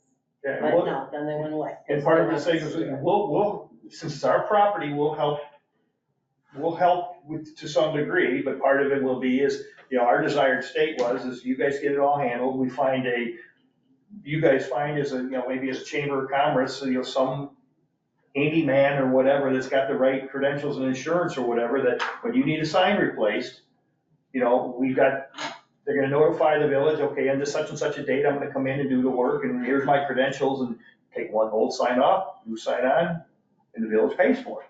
Not the village, but So- the business pays for it. Yeah. But I But didn't there see it has to that be way. a I lift get it and- now. We don't have a lift at the village, we rent it when we need it. Yeah, so But it's we all wouldn't just be putting it up expensive. anyway. I get it. Exactly, but see even that. if we did, we But don't when you have think the about it, equipment. like McDonald's, Culver's, everybody's got their signs up, and it's all on their private property and did it. Well, obviously, the people that are downtown don't have the ability to. So part of it is, and this predates me, is, okay, you know what? Village owns a very ideal piece of property for it, we'll work out an arrangement that, you can put that sign there, but it's your responsibility Okay. to maintain it, and, since you're on our property, we gotta have some protocol of how we're gonna do that. We can't just have anybody going up there on the ladder and falling down on our property, so you need to have the right guy and the right. So the answer to their question would be, it's on them Yeah. for this sign and for any sign. If they want something on the Now, highway, then they gotta go again, through IDOT. now again, the other problem we've gotta watch out for, because, where the Scoop has shown initiative, the Scoop wouldn't, the issue, replace the sign without anybody being aware of it or being involved or whatever, which probably shouldn't happen that way, and that's why theirs looks different than everybody else's, so it's probably like, okay, This sign though, anything on the highway would be through it. They can do Yes, whatever yes. through IDOT. Your eye dot. And anything in the village, there's a sign ordinance that has to be followed. And I think we did draft some criteria for putting those. We did. records on. We did, we've had discussions, I don't remember, but It was a while ago. this was All right. probably a couple of years ago anyway. We better move on because this one, I hope this isn't that big a deal, but And I just wanna go back a second, ride Oh. people on waiver of liability before you ride, yes, they sign. I was yes. just, cause we're saying about what kind of liability insurance, it was like, they gotta have those people all sign. Oh, yeah, everybody's got a sign, that's right. Also, I don't know if you saw, I saw that 4th of July was on here, and Julie had asked me Oh. what we made from the Oh, 4th yes. of July. We didn't make anything. And- What revenue we brought in? Exactly. The donations is what I meant. And I gave her some history just to kind of show how little it was compared to in the past. And in past years, there were letters that went out to businesses and certain citizens that have donated in the past. And this year, those letters didn't go out. And the only active collecting, I think, was from the Grand Marshal. Grand Marshal float in the parade. And then the other thing that So- we had, and again, when there was more volunteers in place and the people that backed away, they were very good at getting those letters out. And then in addition to that, You mean when there was a 4th of July committee? yes. That wasn't coming out of here either. Okay. That was predicted. And then the other thing that we did is we were much more assertive in past years by a couple trustees, 2, 4 of us walking the parade with the buckets and the cans or whatever, collecting money for that. And then also through the 4th of July committee, they had people wandering through the fireworks, collecting funds, passing a can too. So, neither of those two things we didn't collect at the parade, we didn't collect at the fireworks, and the people that sent the letters out seeking donations, it didn't exist. Didn't they have, I thought I saw that they said at a board meeting that they had like containers though, nobody walking through. But I thought that there was somewhere with the parade that there was some, that they did Class of something? 75 They were walking on collected. Okay, Oh, but did they collect at their event? They weren't collecting in the open As they were cemetery? doing. Oh, they did? Okay, Yeah. that's what I thought you said. okay. So They were because they were grand marshal, they were at the front. And so if you arrived late or didn't Okay, see so that, basically, most of that $800 then was From the them. class, and then you got some miscellaneous donations Yes. from some other people. Right, and I had kind of an idea the other day, that what if a passive way for us to ask for donations is simply by putting some special envelopes out by the water collection envelopes that say 4th of July donation. And anyone who goes up there may see it and have it in their mind that they could put those in the bin.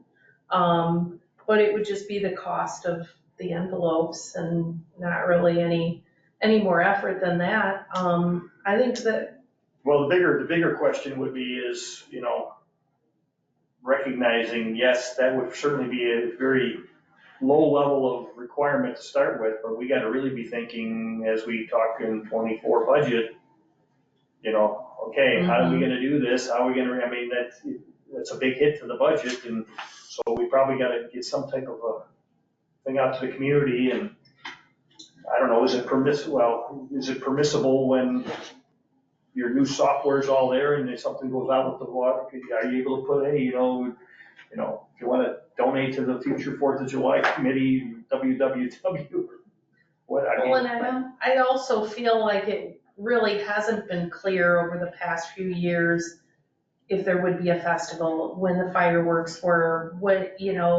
people just seem to keep asking over and over and over, and more Well, I so think- than what I remember. Well, yeah, and I guess, maybe a good thing that we could do on that would be the next newsletter that goes out, because reality of it is, if we don't start getting volunteers, I can give you the answer. right, There will not be a festival.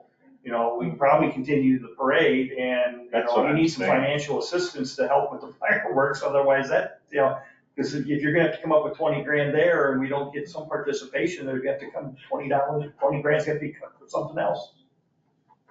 I was wondering if there's a way just to sell, to rent space, kind of like a craft fair, but for the 4th of July, but also for like a company that would do the blow-ups but each person or each company that's renting space would just collect their own money. They would just pay us rent. We would not get involved in the financials, lowering our risk, but we would still need at least the police officers or whoever is handling the security or just the monitoring of the thing, but So this is not that in your example, not a village sponsored event. it would just be on village property. And what we would do is if there were a food vendor, we would make sure that they had all their credentials and things and. So we would have to have that special event application Mhm. completed, so that would be something that would coordinate. And then they all sign waivers, so if somebody trips on our property. Mhm. But you're still gonna then have to, whether it's a staff person or whatever, you have to have a kind of a map and they've got 12 spaces, 15 spaces, and somebody's gonna, it's either staff or some, again, back to volunteerism or whatever, there's still a level of coordination that needs to be there. And then as you're dealing with people on their legal responsibilities and, you know. But most of that would be preemptive, I think, to the day. Yeah, you're right, it'd be part of your regular job, other than, you know, that day or whatever, trying to make sure that, okay, you're in the wrong spot, or you're in the right, or somebody's gotta go out and mark the spots, or whatever it is. So, yeah, And we have all the legal forms. I mean, as far as the waivers, I did that years ago, when they did have the festival, when they first brought it up. And I can't remember who was working in the village office, but they made it sound like it was gonna be something more than it was as far as these rides. Mm. And I remember this like it was yesterday, because, I mean, I drafted them all and they were very buttonable, because I was concerned, you know, about what they were gonna have. And then it turns out, you know, they have like these bouncy houses, and not that those can't be dangerous, but it's a little different than a Ferris wheel and stuff like that, but, so we do have those forms. I know a lot of communities around here, they have different type of organizations like Lions Club, who are the primary kind of But you got- sponsor, like Kirkland is mostly driven by the Lions Well, Club, the backs that one strongly. the big event up in Rockin is coordinated by the Rockin Lions Lions Club. Yeah, And it used to be that the fireworks here in the village was a Lions Club event. Really? I can't remember what year it was that they turned it over to the Goes way back village. before my time, that's for sure. I read through the minutes and I found it in the minutes, I can't remember what year it was. It was either in the 60s or 70s. Oh, okay, it was A little before before my you. time. oh, It used to be at the Lighted Diamond too. But it was Fireworks. a Lions Club sponsor, or, you know, they organized it, I should say. And Jason, just for historical purposes, so you're clear, that when we talk about the 4th of July committee and or lack thereof, that 4th of July committee has to be under the village umbrella for liability purposes. We can't have a separate 4th of July committee, because otherwise we don't have coverage. Okay, So in essence, they have to be village sanctioned, so to speak. you well, know? they'd still come through this committee, any ideas, anything? Right, but I mean, it used to be in years ago that it was kind of like their own thing. Oh, okay, And then we found out, no, you can't do it that way. okay. Now, Mary, could an organization like the Chamber, can they kind of organize and sponsor the event and then the village just provide the liability for the fireworks, or does it? I don't see why not, but I don't know lately, but hasn't the chamber had the same issues? I mean, Yeah, I was people, just wondering if involved. another organization wanted to take the, you know, that responsibility and organize it, what would the village just need to do to maintain that liability, I guess? Would it just be for the fireworks, because that's probably the most, I guess, risk, yeah. yeah, Yeah, and then even some of your social, or just like, you know, Yeah. when I joined in with the Lions Club, you know, we were doing 4 or 5 events a year on the pork chops, and, you know, again, we discontinued most of that because we had the same problem there, you know, we get all this, people north of 60 are getting worn out, we don't have any younger people, and I'm the young guy that shows up at the thing. Both of my nephews, they're in their 20s, and they're very strong in the Lions. Well, great. We had a guy, what's he's an insurance guy that's in town here or whatever. Now I'm not the youngest guy that shows up anymore. He's in his mid-30s or whatever. Oh, yeah. We're getting somewhere. well, that's like I went to the broad steak in Kiwanis broad steak and pull up in my car, and I mean, it's really got a system going. And the only people that were Lions members, at least I believe, were the people cooking. Because everybody else was way too young. They had people on roller skates bringing in their food. You know, it's like, that's not the members of the Roller Lions Club. skates? Oh, yeah. It's down to a science. Wow. You give them your thing, they roller skate in, you get your order, you bring it back to the people's cars. I mean, they sold like 42,000. So you Wow. got something, you know. but- Well, and again, it's nice, and whether it's, you know, children or family or friends, it's nice to see that they're bringing in the younger group. And they did it, my sister was asking one of the kids in service hours. Oh, You know, they Oh, coordinated See, that's what it. Kirkland does. Their Lions Club goes to the high school, and the junior class is, the Lions Club would give them so much for their junior prom if they worked the 4th of July event.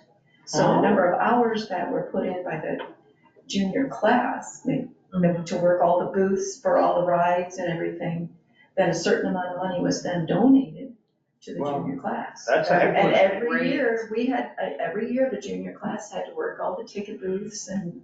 I like that. I mean, because again, some people have time, some people have money. If you give me your Mhm. time, which is hard to come by, then we'll give you some money. I mean, Yeah. yeah, that's, But they paid for, it helped to kind of put a little money in the pocket for our prom. Cool. I like that idea. And yeah, having a bunch of teenagers, it's Yeah. like the Star Trek red shirts, you just Oh, send them everybody out wanted to doing do it, stuff and. Well, and Kirkland's a little school too, there's only 42 in a class, so. Not a lot. And back to the idea of getting donations for the 4th of July.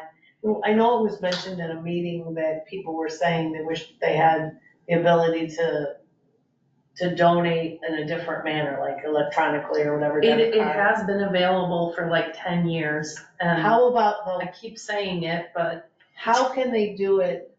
People to me I don't think they're going to respond much either before or long after the event. It's like, it's Yeah, gotta be right then. We need to be able to accept So, payments by Venmo. yeah. I mean, Well, a we lot of need, communities we do need to be, we need to be walking around with a card. that's what I was Because I tell you, I did it for 4 years or whatever, you go back there and I didn't bring everybody's got their phone with them. Yeah. But nobody's got any money, and if you had a card saying, if you really Yeah. wanted to donate, you can't, scan here, Yeah. boom. That's what I was getting at, and that's not my area, but is there a way? There's a lot of communities that do Yeah, use that's- Venmo for. That's about the only, in today's society, if they truly have it in their heart, if they want to donate, they will do it, but literally, everybody you go to, nobody's got a wallet, Right. but nobody leaves home without their phone. And then you've called their bluff, so to speak. Yeah, you do. They- Exactly, you say that, here, boom. I mean, the Salvation Army, when we're ringing the bells at Sullivan's now anymore, there is a placard on there right now that's got your scan code, Oh. that you can make your donation electronically right there if you don't have money. Is it that QR code? Yeah. Okay. Now, you're pretty tacky, Sally, is that feasible? Well, I mean, we would have to we'd get somebody that can throw that together in no time, Yeah. but you'd have to coordinate it through somebody, but this technology is very, I mean, we take payments for our water bills in multiple ways, I don't know why that would be any different. We can put that on the billing statement, once we transition to full page bills. We could have the little QR code on there, it says if you'd like to donate. Yeah. And then they can take it right to that link. So does Venmo have fees that? they may at a commercial level, if you want to send me $20, which you can try if you like, no. There's no fees associated with that. I'm sure when they get to limits, it's like PayPal, you can exchange back and forth, but when you turn it into a business transaction, there is a small percentage out there. Well, sometimes they allow the person making the donation to pay the fee. Yeah.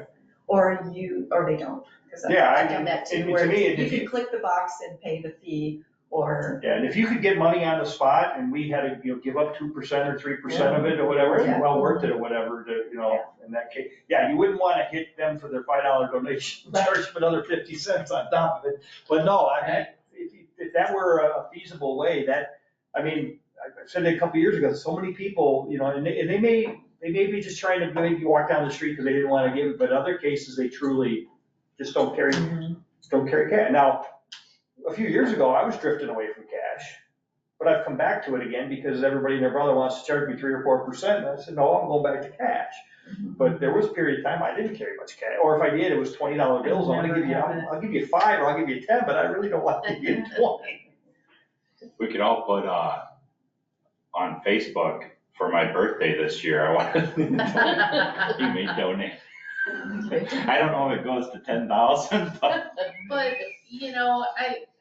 I hate to do like a GoFundMe, but it would almost be neat because sometimes that helps for people to see what's going Yeah. brought in, like. Yes. That might be, you know what, And a goal, and a goal. Yes. and even though you gotta sacrifice a percentage of it, it might be worthwhile on there because it's just, you still give the people the option of whatever, if you wanna write me a check, or, I And get keep 100% throwing of it back out there. So it comes back up, however you do that, and it's beyond me too, but. Yeah, I mean, On I think we gotta try something different.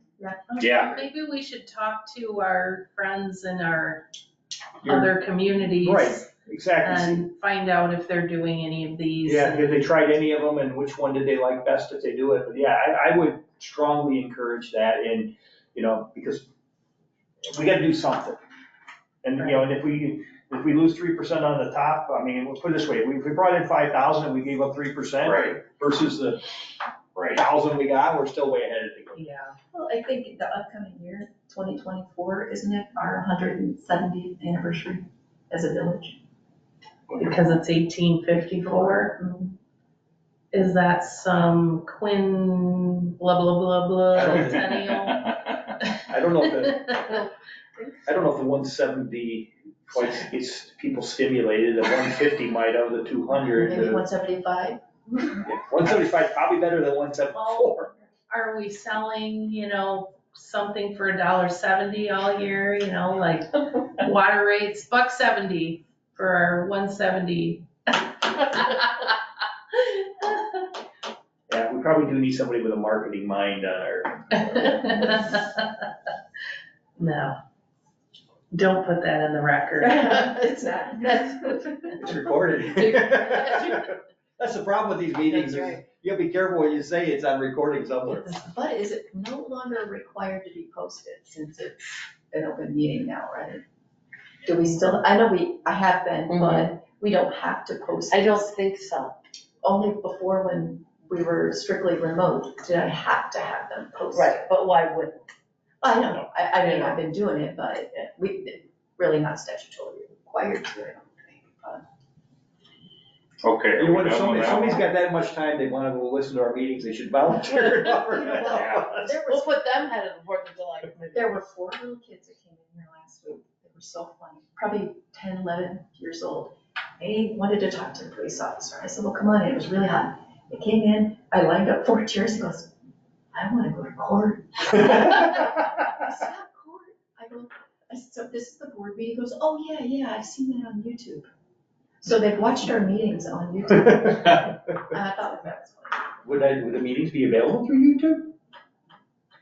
Is that- Yeah, I post them to YouTube. Oh, that's how you do them, okay. Some of them, yeah, because our new software, the only applications I can use is Vimeo or YouTube. YouTube is free, so otherwise Vimeo. So we have our own channel up there. We do.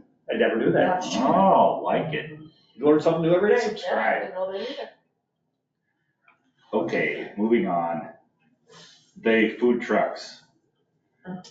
I don't know, now I see, Kelly just gave me, there's a 2022, but you said, Kelly, that this had to do more with, time of day, right? That one, So- remember the coffee guy, we changed the hours. Yeah, so we that revised the allowed hours of operation. So For does that mean stationary, 2015 still applies though, and this Oh, is yes, just on it's just top of it? amended. Amended. Yeah, we just amended it for the hours. So when I read through this, Mary, because when we first talked about this, it was, I asked a couple questions and if I'm wrong on what the answers were, then that's that, but with the farmer's market being on the private property of the library, that's still within village limits, so this applies. Yep. Okay, so the other thing, and I talked to is his name Bob, Miller. so I talked to him, I went there one Friday, and I talked to him for quite a while. It's not the fee for him, but I feel he is right, and that's what I wanted to check, and I asked the first time I brought it up. The entire farmer's market should be, according to how this reads, is subject to this thing. So now my question of somebody selling a tomato has to pay $200 for their whole year for their farmer's market, we're gonna chase them away. So it's my feeling. And that's how it reads. So rather than, and we could discuss whether we want to change it but I did do some research and Kelly did as well, or maybe Sally, I don't remember which one yet, but Kelly. sent a couple things from other communities, and Bob said that we are the highest. Or one of the highest, I don't know how it was said, but he Isn't said it only $50. prepared food? It's not like. No, it does veggies, not right? say, I look for prepared food through this whole thing. Oh, If you sell a flower, Yeah. you are supposed to pay the $200, which goes towards the liability, right? The background check portion of it. If we're gonna talk background check, we should be getting everybody there, right? On the form through this? Yeah. Which I get that, I understand that, I just think our fee is high. 50 or nothing sounds a lot better to me. Well, I guess part of it is it's a double-edged sword, when you look at it specifically to the farmer's market, you might get that opinion, but then what we have is when you look at the food trucks, that, they're doing most of it at the farmer's market, but then part of the conversation we had, you get into this, well, wait a minute, he's selling pizzas there, they're selling pizzas over there, I got all this infrastructure. I understood that, but you said that last time. Does that bring people in though that go over here or play gaming at here or, are we pushing food trucks out because they're so high? I doubt that. No, we don't want to do, but actually the one that probably comes in more into play is, you got, Bagel Lounge now trying to, tap into the coffee morning business. And now you've got a guy that was parked across the street in a trailer over there. I get it, but unless they're probably buying coffee there. Or buying the wood-fired pizza, Semino could be going over there, I don't know. Until they complain, I don't know because $200 is not correcting that anyway. No, but again, I guess and again, it's not a lot of money one way or the other because, you're only talking one or two people, so, but. Now, I will throw in, I'd love to see this go down, but there's one thing that I'll throw in there that I thought of before I came here today. This also applies to solicitors. So did we make it high to lessen the solicitors? I thought of that. Possibly. I don't think so.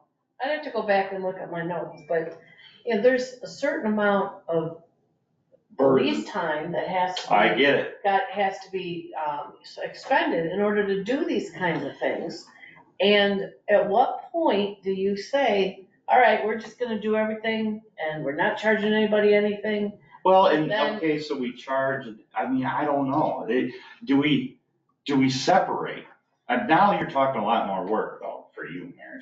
Well, but We if you're make this talking- different. When you're talking separating, then are you treating people fairly?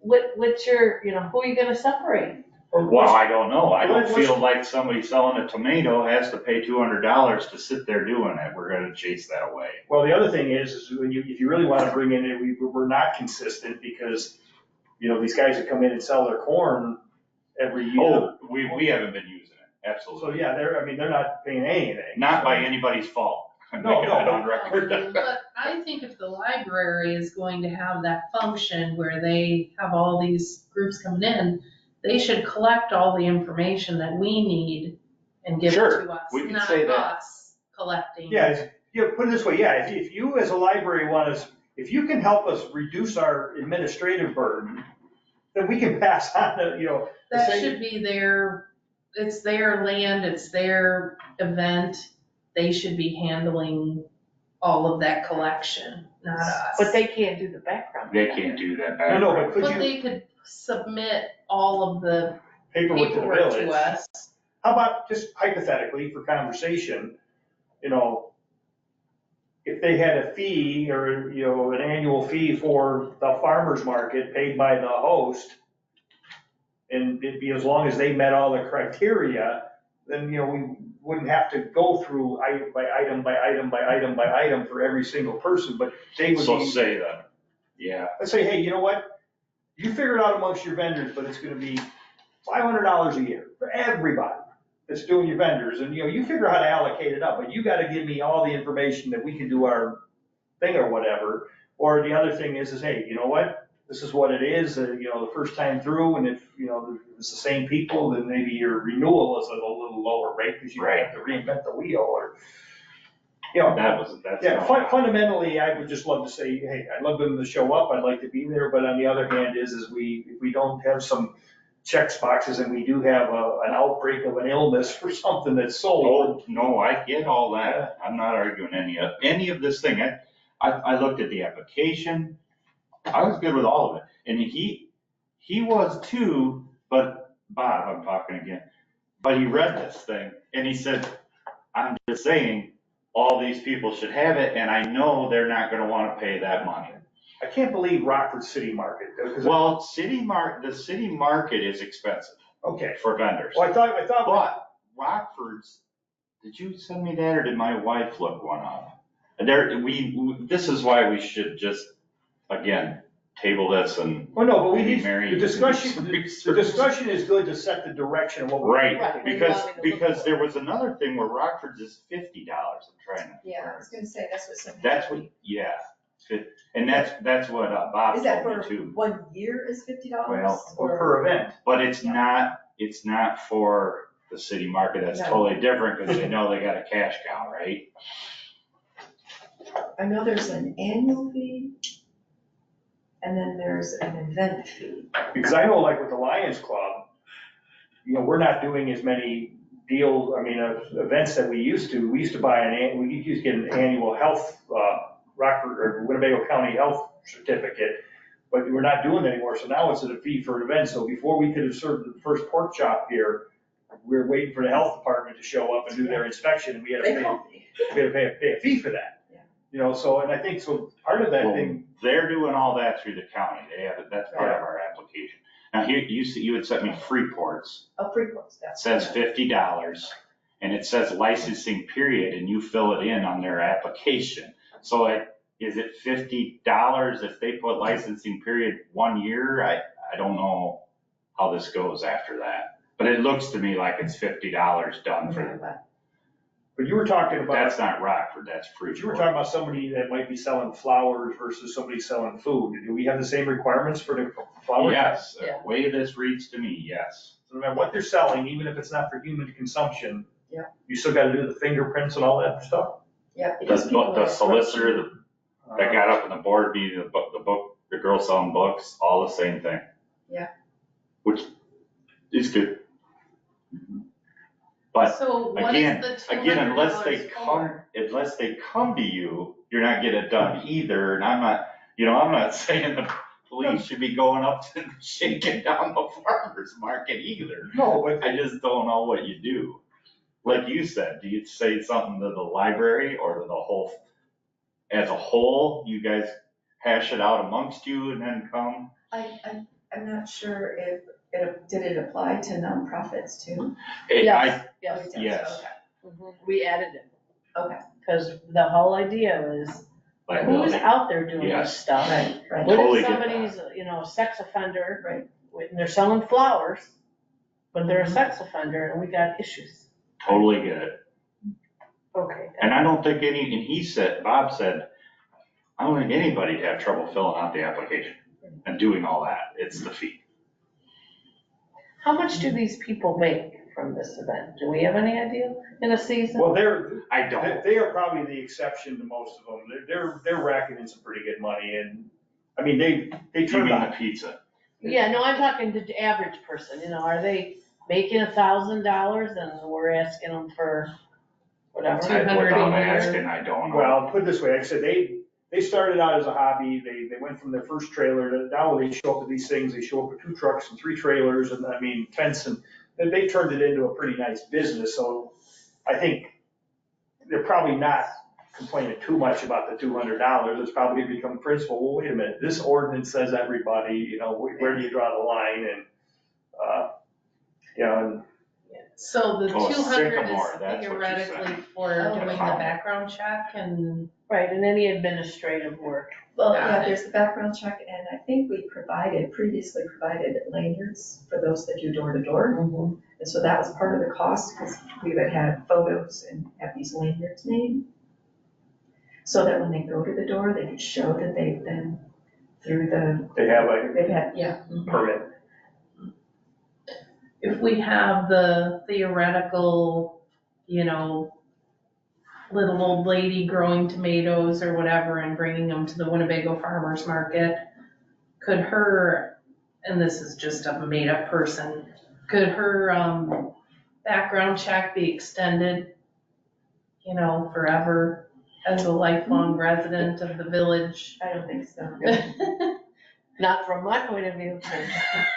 I'm just trying to think of, I know Jason's sympathetic to, That's all I I'm don't know trying to, if you could do it see by both industry, if it's home, cottage, garden, or, you know, group and, you know, homegrown produce and have a fee for, that's the product that they're going to be selling there, then it maybe could have a fee, and if it's gonna be something that's, I don't know. And the problem that becomes on all of these things is, you know, everything starts out pretty, you know, innocent or whatever, and then something happens, and then the legislation gets built around the worst possible case scenario, which unfortunately sweeps all the innocent people into it, but then you really can't differentiate it, and totally agree. so it's no different than, you know, when all of a sudden, you know, your labor rates go up, everybody's prices go up. It's, you know, wherever there's an action, there's a reaction, and, you know, I'm empathetic to it, but it's hard to figure out how to deal with it. The other portion of this, where'd my agenda go, is the, it came up in the board meeting, do we really need approval for everyone? I think we need to get rid of that, that's in here. Or what is your look on that? Approval for We are supposed to, according to this, have board approval for every permit. No, I think we finally said let the police department take care of that. Right, but that's just one of the changes they Yeah. made. That's a You know, proposed change for, it'd have to change the ordinance. It But I needs to be think- changed. Yeah, but I think it was a consensus, Yeah. at least as I remember. Oh. before. yeah, the consensus is that if we have an empowered authority, being a police officer, a police, chief of police, he can take care of it, he doesn't need to Sure, be at that exactly. board level. So, but yes, but unfortunately, our current ordinance dictates it is, so we do need to make, so we probably gotta figure out what other things we gotta change as we talk about this, so we don't change this one and come back 3 weeks from now and change that. Yeah, and I am just, it's so strange that I can't find anything for City Market I can find, but trying to find information on fees for the My Rockford wife Market. looked up, I remember saying Farmers market. 130 or something, but I don't know what she found. Is that per night? Did she send it to me? No, she sent me the city market one, which is crazy. Well, when I saw the first one, or the first comment about, well, you know, Rockford, that's gotta be wrong. You know, so how do these other communities do it? Do they just have a big sign that says, you know, like when you go to a garage sale and it says we are not responsible for accidents or whatever? They're probably ignoring it and rolling the dice and hopefully nothing comes out of it. Because no matter what you put up, they're gonna sue us. Right. We have a $16 million policy, they're gonna sue us. Maybe we shouldn't carry such a big policy. You're just inviting people to sue you. Sycamores reads 50 annually, special event mobile food vendor permit 50 annually, fixed point mobile food vendor permit 50 per month. What's fixed point? Well, like, You want a spot in if your, you go out to, was it Forest Plaza there on State Street in front of the mall? You'll see The the same taco. vendors in the same place. so they're up paying so they get it back. So they're paying for their Space. space, yeah. But who's getting that? Because that's private property, isn't They probably have to, pay them too. Sycamores is quite extensive too, but I guess ours is too. But what do they call theirs here?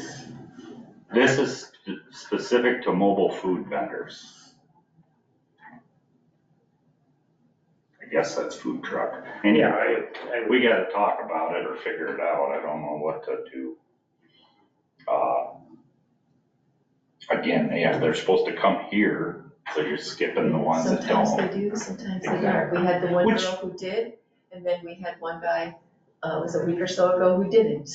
He got somebody called one of the officers, and the officer said, you need to go register. Well, he came in, he started filling out the paperwork, and he wasn't doing a real good job of completing it. So I said, well, I need more information here before I take it back to them. And I said, the cost would be, and I told him how much it was gonna cost. So he called his office in Davenport, and they said, oh, you're not supposed to be in the cities, you can only be in the countries, or in the rural areas, Mhm. because they didn't want him doing that. Ah, Kelly, maybe you could call the city of Rockford. If you don't get anywhere, then I'll call their legal department. But to find out how the Edgebrook Farmers Market works. Yeah. that's the one. Because that's a big one in the city of Rockford that has nothing to do with city market. Yeah, and again, maybe that gives us, you know, and you know they'll be probably pretty thorough on their thing and maybe. Because I know they used to have one at Colonial Village as well. Yeah. I'm not sure if they have that one I haven't anymore. seen that one in a while. Yeah, but I know definitely Sally Joe Edgebrook. goes to the Edgebrook one all the time. So then hopefully maybe they can give us their forms and we can at least compare how that, what they charge. Okay.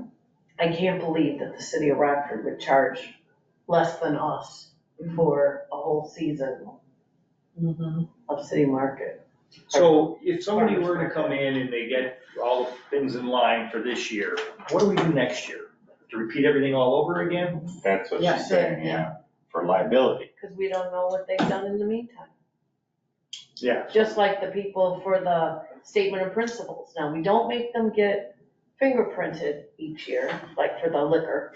They don't get fingerprinted again, but they have to fill out that statement of principle that asks them, you know, have you got any convictions in the meantime? And of course, they could lie, I guess, but that would be. And what, not counting administrative time, what kind of cost does it cost us to get the fingerprinting checked and all this other stuff? Is there a? Well, maybe that, We actually, I would have to ask Chief White. yeah, exactly, we Well, can get because that. though the fingerprinting though, are you talking the fingerprinting for the market or we? talking- Yes. Okay, Oh, we don't do fingerprints. They don't, We yeah, just do a background, just the and a background. photo, background picture. search. okay. I think there's a picture taken of them.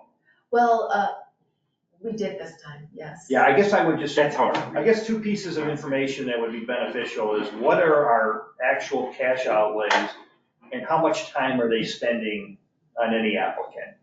I mean, because obviously we got to figure out at a minimum, we got to cover, you know, cash going out the door. And if we're spending an hour with somebody, you know, an hour of that person's time, but we've got. Well, and is that 100%? I'm just gonna play devil's advocate. So as taxpayers, you want the liability of the background check covered, liability covered for sickness.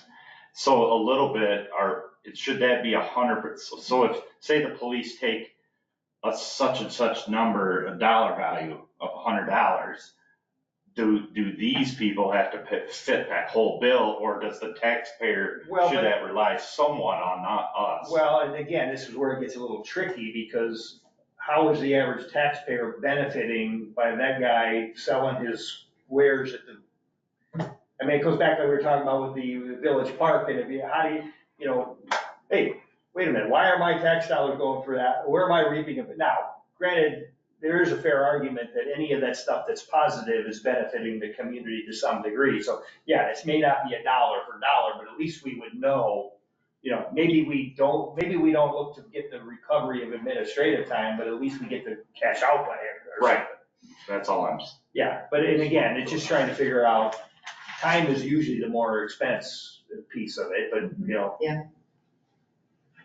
You know, well, you already said you didn't think What? it was high because of solicitors. Yeah, no, yeah, you know, part of it is, yes, there's probably a degree of deterrence there is, you know, at least on the solicitors, you know, these people are gonna harass our neighborhood or whatever, we can't refuse them, so we're gonna make a burden on it, but on the other hand, you know, people like their piece of this as a benefit. yeah, but I can tell you that wasn't it because we're all very mindful of the free speech requirements. And so we would be in big trouble if we were saying we're going to make a deterrent to people Right. to exercise free speech. So that wasn't in the mix, but, and at least at the time, nobody thought that the amount was untoward. That's why I just wondered You know, these people coming out, I can't believe they would come out and only make a little bit over the whole summer. I can't, people, Otherwise, why would they come? well, for fun, occupy their time, Community. social interaction. So I would think that many of those people that are at Farmer Mart, they're probably not bringing in, you know, much, if the ones doing the pizzas at $10 a crack, they're doing okay by the end of the day. I mean, it's a total, they're the outlier there though, I would think. But now when you go to, not a farmer's market, but, you know, many of these different things where people got their merchandise and their craft shows or whatever, you know, usually for every time there's a craft show, they're paying, you know, $50 or $100 for that booth space or whatever. Right. Every time, and I'm sure that takes care of their booth space and also whatever administrative burden that, you know, the municipality probably has to go with it, but, you know, many of those people probably generating a little bit more revenue throughout a weekend that, you know, if they brought in $10,000 on the weekend, they're not gonna really worry about the $200 fee. Right. She just sent me $133 per month. This is Rockford, but I don't know what, it's on the application. That's for the city market?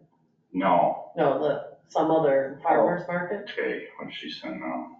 Or the, Food vending permit applications, rockfordil.gov. so if they had a food truck or whatever, they're Public Works $133 a month, well, $200 is looking cheap. Yeah, I know, and he told me, now he said Roscoe and Rockton were 50. Wow, Mm-hmm. so I don't know, it seems to be all over the place. Well, those would be a good comparison for us, so Roscoe and Rockton, I mean, they're bigger, but it, you know, it'd be a representative that, If he's right, because he didn't say Rockford was this much, selective information. unless this, yeah, right. ROW vending license application. Do I have your number, Mary? I can send you this. Are you talking my Email. 81, are you on email or you texting? I was texting. 815? I don't know if I can do that. I'm not gonna do that. I have it. Ha. Try this. The, farmer's market at Edgebrook is between $90 and $180. Per, But I had to really dig deep to even get that. I gotta figure out. The time. And you said it was, what were the parameters, Sally? Let me, Like 90 and 180 or? Yeah, she said 90 to 180. Okay. so $90 is for 3 market days. 3 days. And then it just gets more progressively expensive with the more days. And there's 7 days altogether. Oh, Okay, so, So that's more too. yeah, that's at least $30 a time. per day? Yeah, well, because Oh. $90 for 3 market days, so that would be $30 a day. But then Sally's saying that it gets progressive. Does it get progressively more? 4 market days is 125, is 150, so yes. But they're still $30 a piece. You know, because 4 into 120 would still be 30, 5 into 150 is 30. They must give them a break though, because 6 would be 180, and if they have a total of 7, do they give them like the last one free or something? Because otherwise it would be 210. So we're not really far out of line at all, No. because ours is No. 365 days for 200. No. Now, they Yeah. don't do it 365 days, right? No. But But if they do the annual permit for the $200, It's $40 thanks. a permit for Rockford. Or 88 for 4 day. well, that's interesting, how it's 180 for 6 market days, and if you do all 7, then it's 175. And this could very well be how Oh, you figured okay. out those numbers.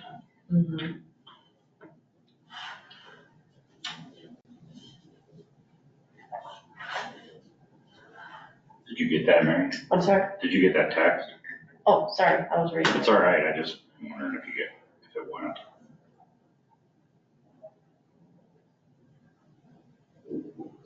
Haven't gotten anything yet. How many times they're at the farmer's market? Well, I was just gonna ask, when it opens, maybe that's what we need to find out is, when do they start the farmer's market and when do they close it? We can count the number of days, and Mhm. if they were to take that farmer's market into Rockford, it would cost them a whole lot more. And do they come every day here? I mean, or Every is it Friday. open? Once a week. beginning in, Oh, once a week, okay. Yeah, every Friday night. Is it the end of May, the first part of June sometime that it starts? Yeah, somewhere in there. Mhm. And then it runs through like September-ish? Is that your number? 81? No, that's my office, that's why it's not going. Kinda hard to text to a landline. All right. 815 Uh-huh. 494 1149.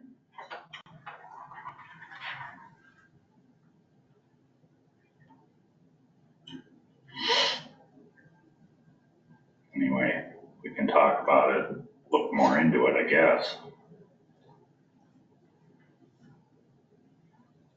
Yeah, I mean, we want to be fair, but we also want to get valid information from people when they're complaining about something. Yeah, I mean, it's still, obviously, in their situation, it may not be a huge burden, but if some of the little guys or whatever, that, you know, that's, I got it now. and I don't know with Edgebrook, I don't think that's a government agency that's collecting that, it's the Edgebrook privately owned. It's just that there would be some rules by the city of what they can and cannot do. I'm sure. Some of it is always gonna be that you haven't done it before. yeah, This is absolutely. not new, but that hasn't been done, but that Bob has a point. And he's not calling them out, he doesn't want them to have to do, but it does read Yeah, that way. no, and part of it is, We gotta figure out what we part of it is, you know, he himself got away with it for quite a while. Exactly. Before and we only enforced it with him because it all of a sudden came to light when we did it with the coffee truck. Well, wait a minute, this guy, you know, it's, So then the bigger question is, how do we know about, you know, if a farmer market would sprout up in Greenlee Park, how would the village know? And what would our repercussions be? Would we send Casper to talk to them? Would the code enforcement be the right Technically, that's what it would be. agent? Well, that's probably better than the police. well, yeah, you, Yeah, that has an intimidation that,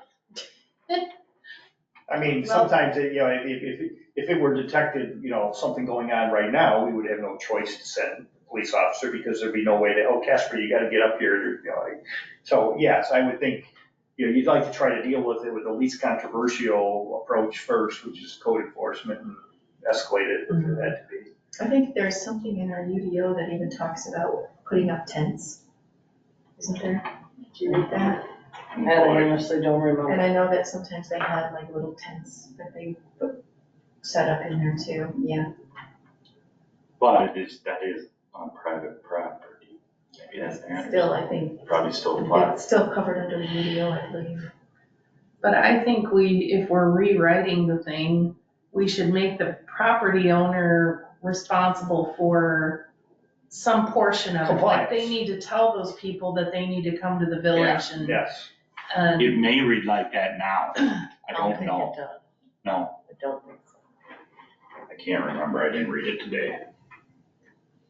Yeah, and again, we don't wanna be overly burdensome on them, but again, it's their property, they need to make sure that they're following the guy, and we'll try to be as, you know, simplified as we possibly can be, but Mhm. it's never a problem until something happens, and then then you're, The other thing too, Kelly, you might wanna check, cause Jason, you said it was like Rockton and Roscoe that supposedly charge $50 or something.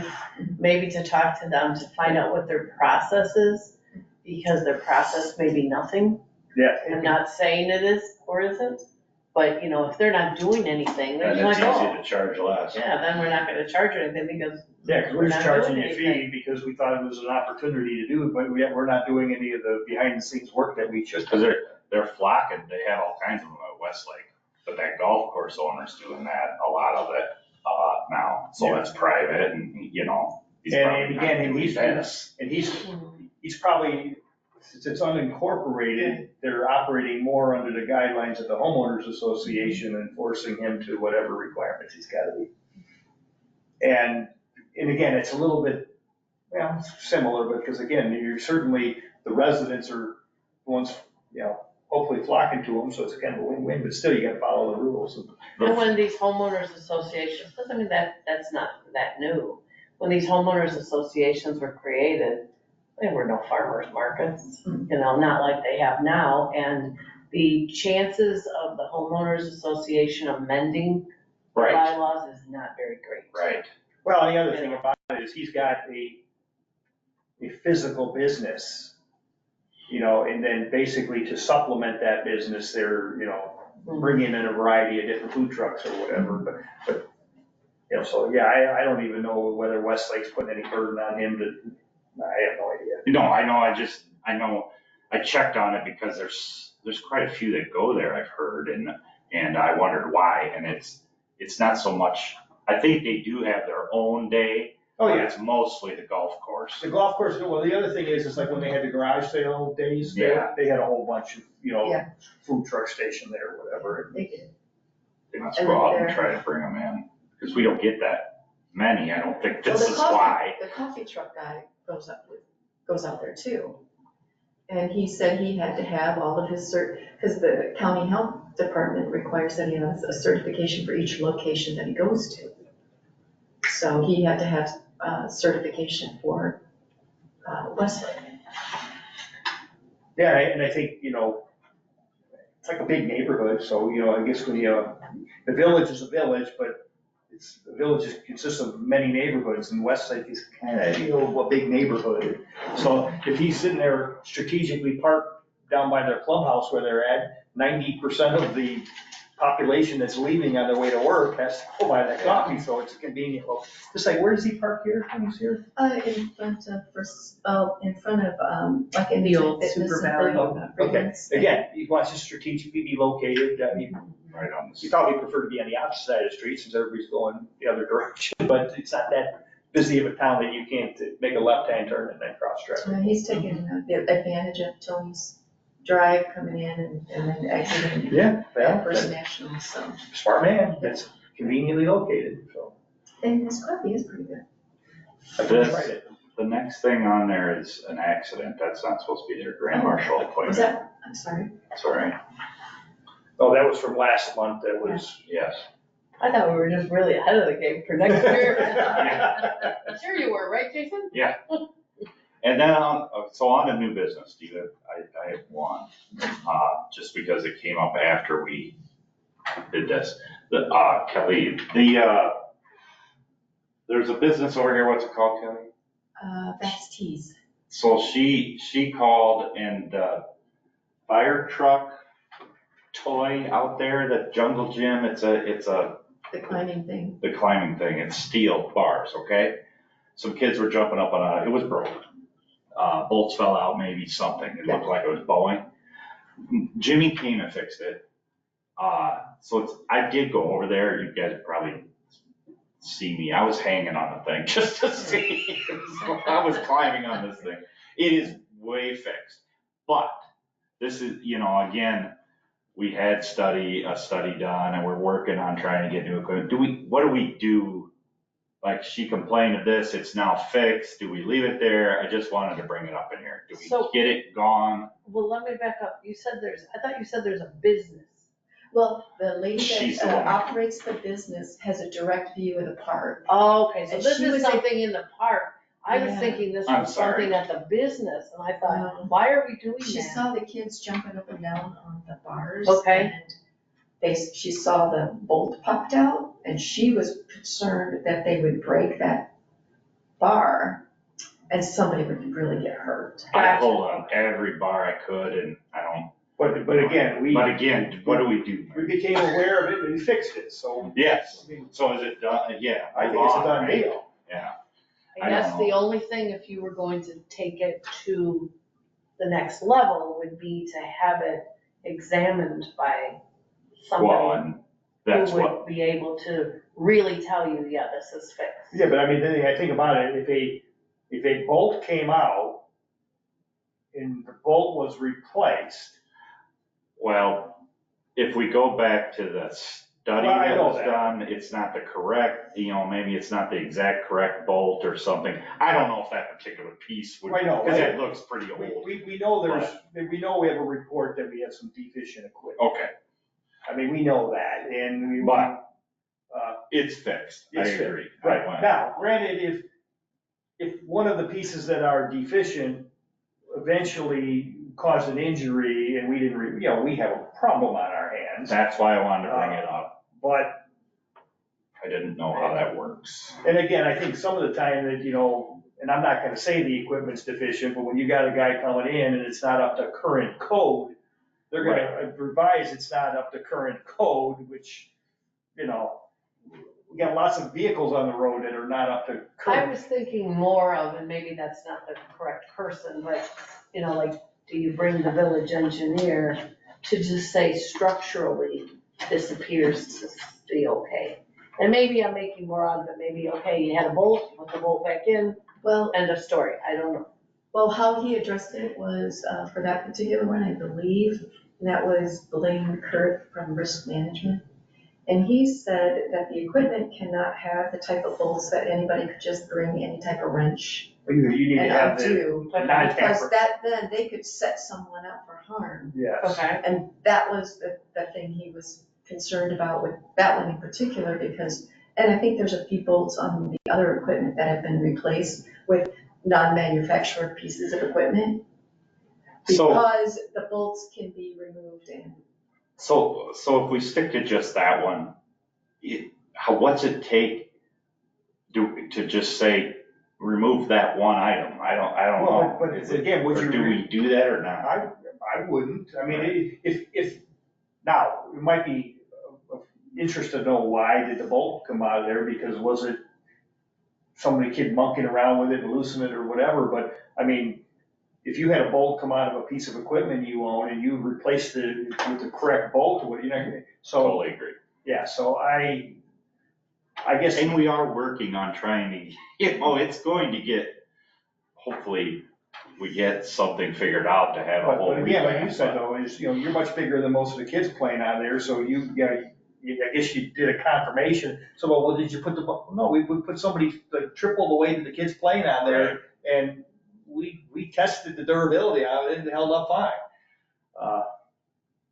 I didn't want to just sweep it under the rug, so we. Well, I think it's good to keep it noted in on there, and then maybe what we do is if whatever bolt came out of it, we probably should just at least double check again that, okay, I'll go play on it once a month. or not that, but probably what I would do is, if they have other bolts in there, we probably should at least verify, because one of the problems you can get in, I doubt it's gonna happen with there, but a car or a trailer, it's got a grade 8 bolt that fell out, and somebody put a He grade 5 looked- back bolt in it. It looked like he put the exact Okay. one it's supposed to be. So in he there. verified he put the correct bolt. Well, I in the didn't correct- talk to Jimmy, but yeah, I was looking around, I saw some new stuff and it looks exactly like everything Well, else. and again, you look for the head markings on there, because that'll differentiate the straight of the bolt, but that would be the only thing I would probably say is if we verified that it's got the right bolt in it, and,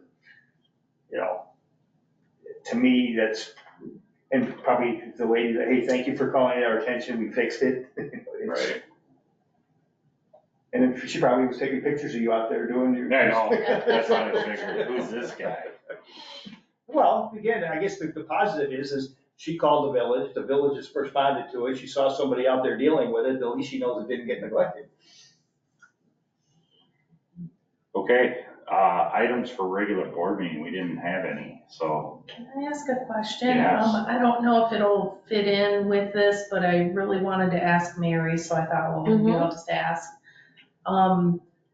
We approved at that board meeting for INSCO Environmental, we agreed to pay 90 days minimum on that contract. And then the board voted for him to come back. And we were trying to figure out if there can be overlap or if he has to wait to come back until that contract is done. I think what he can do is, because there can always be an amendment to that contract and I think that what his intent probably would be, so that he is not being compensated as an employee and then his business Oh, also compensated, that he would Prorated to. basically, Double yeah, just, dipping, yeah. that he would be prorated to the time that he's back. But they weren't making the offer contingent on anything having to do with that. Yeah, I think somebody should approach Jay, hey, you know what? Not sure what your intent was, obviously, when the agreement was made, either side, was expecting to end up this way, but to, avoid any issues or whatever, is it your intent to end the contract when you're back to employment where we know legal? I think that probably, Because if I recall correctly, when he originally came, Chad came to, or sent the email to the letter, whatever it was, asking, thinking that he wanted to just have like a leave of absence considered. There was some language in there about, when I come back, that of course I wouldn't be paid for the other as well. So he can, because he is in school environmental, he can just say, I'm going to waive the last 30 days of the 90-day minimum, yes, he. or whatever the Right. prorated Absolutely. amount is. Yeah. Okay, And we would want that in writing, of course, right. just for posterity, not because we're Because not disbelieving. I have to create the check for INSCO Environmental, and me and Rachel, and so I just want to make sure that I'm following the contract, but yet it's gray, so I just thought. But we don't I'd have a just- start date yet, so you really can't calculate with that. Is it gonna be a monthly payment for the 3 months? 90 days, Mhm. yeah, minimum 90 So- days. So I guess We paid 2, and this will be, August 1st will be the third, the beginning of it or the end of it? the beginning of it, which payment is due Oh, on I the know. first. Okay. When's the expected restart date? He has not replied back to our question of when, but I just wanted to know if it can overlap or if it'll have to wait until September 1st. Or, I don't think you can get paid for both. No, and I wouldn't make that payment, yeah, can you delay the payment? Or is You mean the that breach August of contract? August payment. Well, that's, see where There's the I'm gray at. area. I'll contact him, Okay. Yeah, you know what, that's probably the best place. to because go. like I said, he had indicated before, under a different scenario, what he would like, and I remember there was language in there about, understanding that I'm not gonna ask for that as well. All right, Mhm. So I would would we do need that. a letter from him then stating that he's, right, I will contact him, and then I'll ask him for something in, writing, I'm gonna talk to him.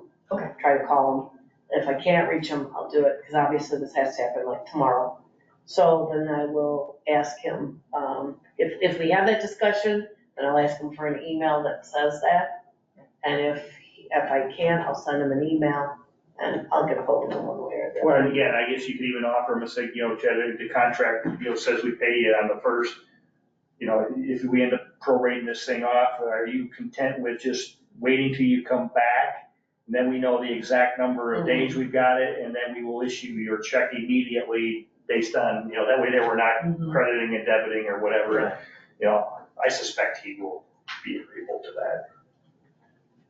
I think so too, I just wanna make sure that it's, because it's someone who was here and then had this contract and is coming back, it just seems complicated enough that I wanna make sure. Yeah, well, and I think the fact that we were reaching out to him and, prior to the payment being due, just say, hey, we just need to make sure we're on the same page with this or whatever, and, I guess if it were me and I was in his shoes and I was gonna be prorated, I said, well, just, hold the check 10 days or 5 days or whatever when I come back, and then we know exactly, we take, 5/30ths of it or whatever the heck the case might be. The other thing too that I sometimes do, and again, I don't know, what he's involvement he's got in his current job, but sometimes if I'm not sure that I'm going to get the wording exactly the way that I want it, I do it the reverse. Yes. That I would send the email, this is to confirm our telephone Yeah. conversation, wherein blah, blah, blah. And then, if what I've stated differs in substance at all from what your understanding is, please contact me immediately. And that way, you know, you've created your own And record. it sounds like if you would do that, it probably would be appreciated, because, you know, he seems to be a little bit, his time is not very available lately. Right. I did have one more thing I just remembered. Also, the Kelly's manager asked about, and Mary, I wasn't, because I can't look up the ordinances, or maybe I'm. Are you talking Kelly's Gaming? Yes, Kelly's Gaming asked, well, they said that the bartender age is 21 in the village. I can't confirm that, that's just what they were told by somebody. That's probably true, I don't know. I did look up state law, what they're wanting to know is why, you know, why it can't be 18, because I don't know why, they can get younger people easier, I don't know, they're having trouble hiring somebody. But the state law is 18 to serve. So I was wondering if that's the case in Bago or why. We went, To my recollection, the answer is yes, 21.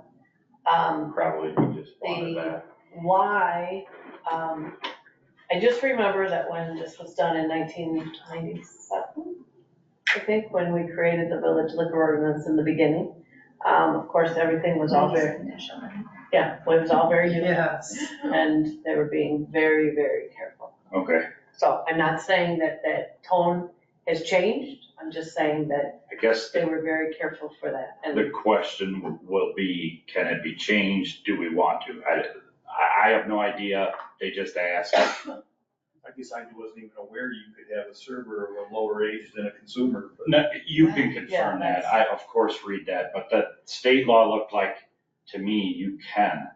As, they can serve, they, of course, can't consume. now, when you say those served, in the sense of, are you talking that the bartender gives it to the person and they're the Yeah, server and that's they not- can then take it to the table? I don't believe that's how I read the state on it. That was a bartending, the way it was described, but again, some of the stuff is, I couldn't pinpoint an actual state. I didn't read it in the state law. I read it Oh, okay. on a, you know, Like the legal somebody. page. Yes. I couldn't find the actual state law, that's why Okay, I'll find it. you're on. Usually you can, but I couldn't find that one.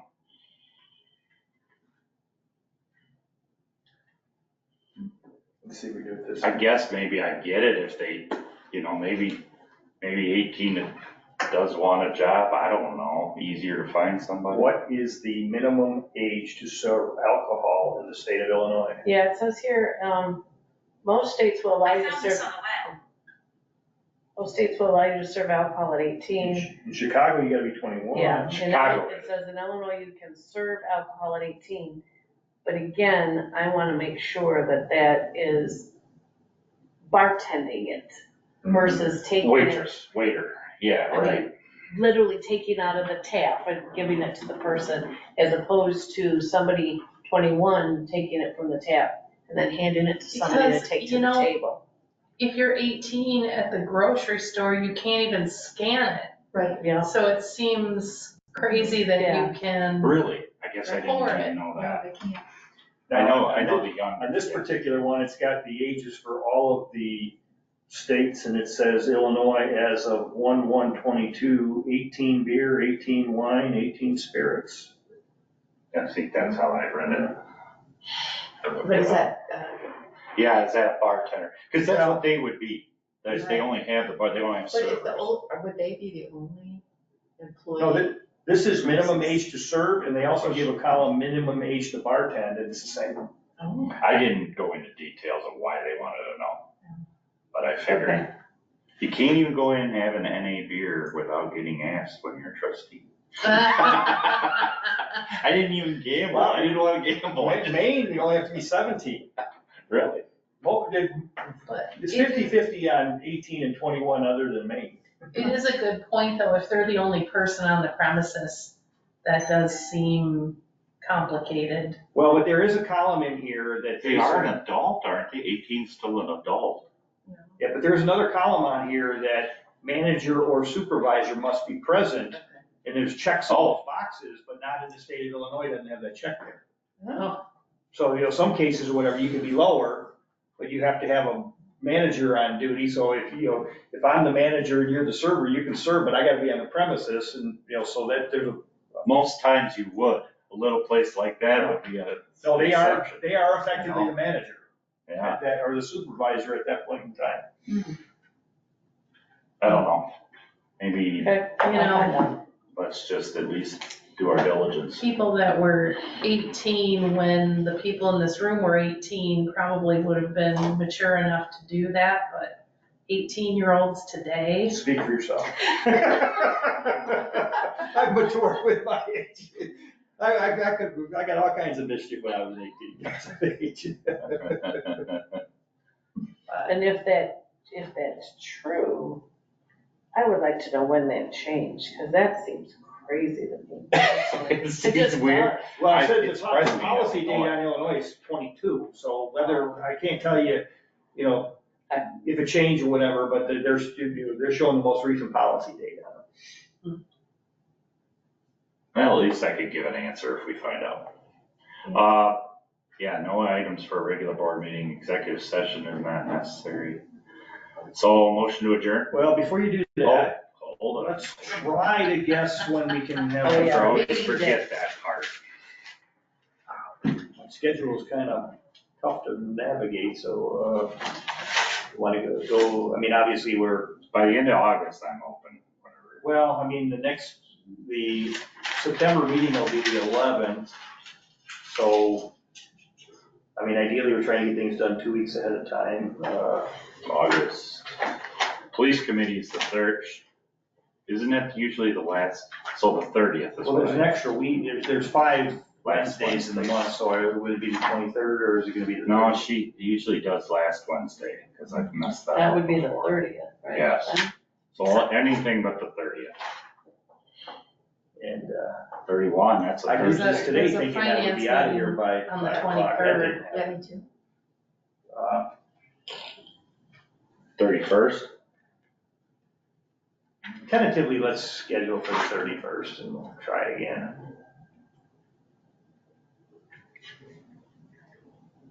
Same time. 4 o'clock. It's fine, if you like that.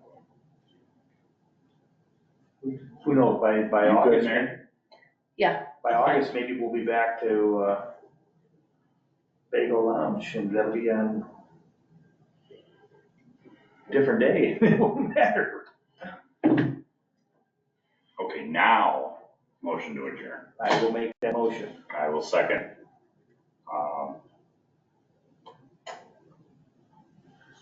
Mike, vote. Is that what I do next? All you gotta say is all in favor. All in favor? Say aye. Since Why is it's it? 6:33. 6:34. 34. I like that better, all in favor, aye.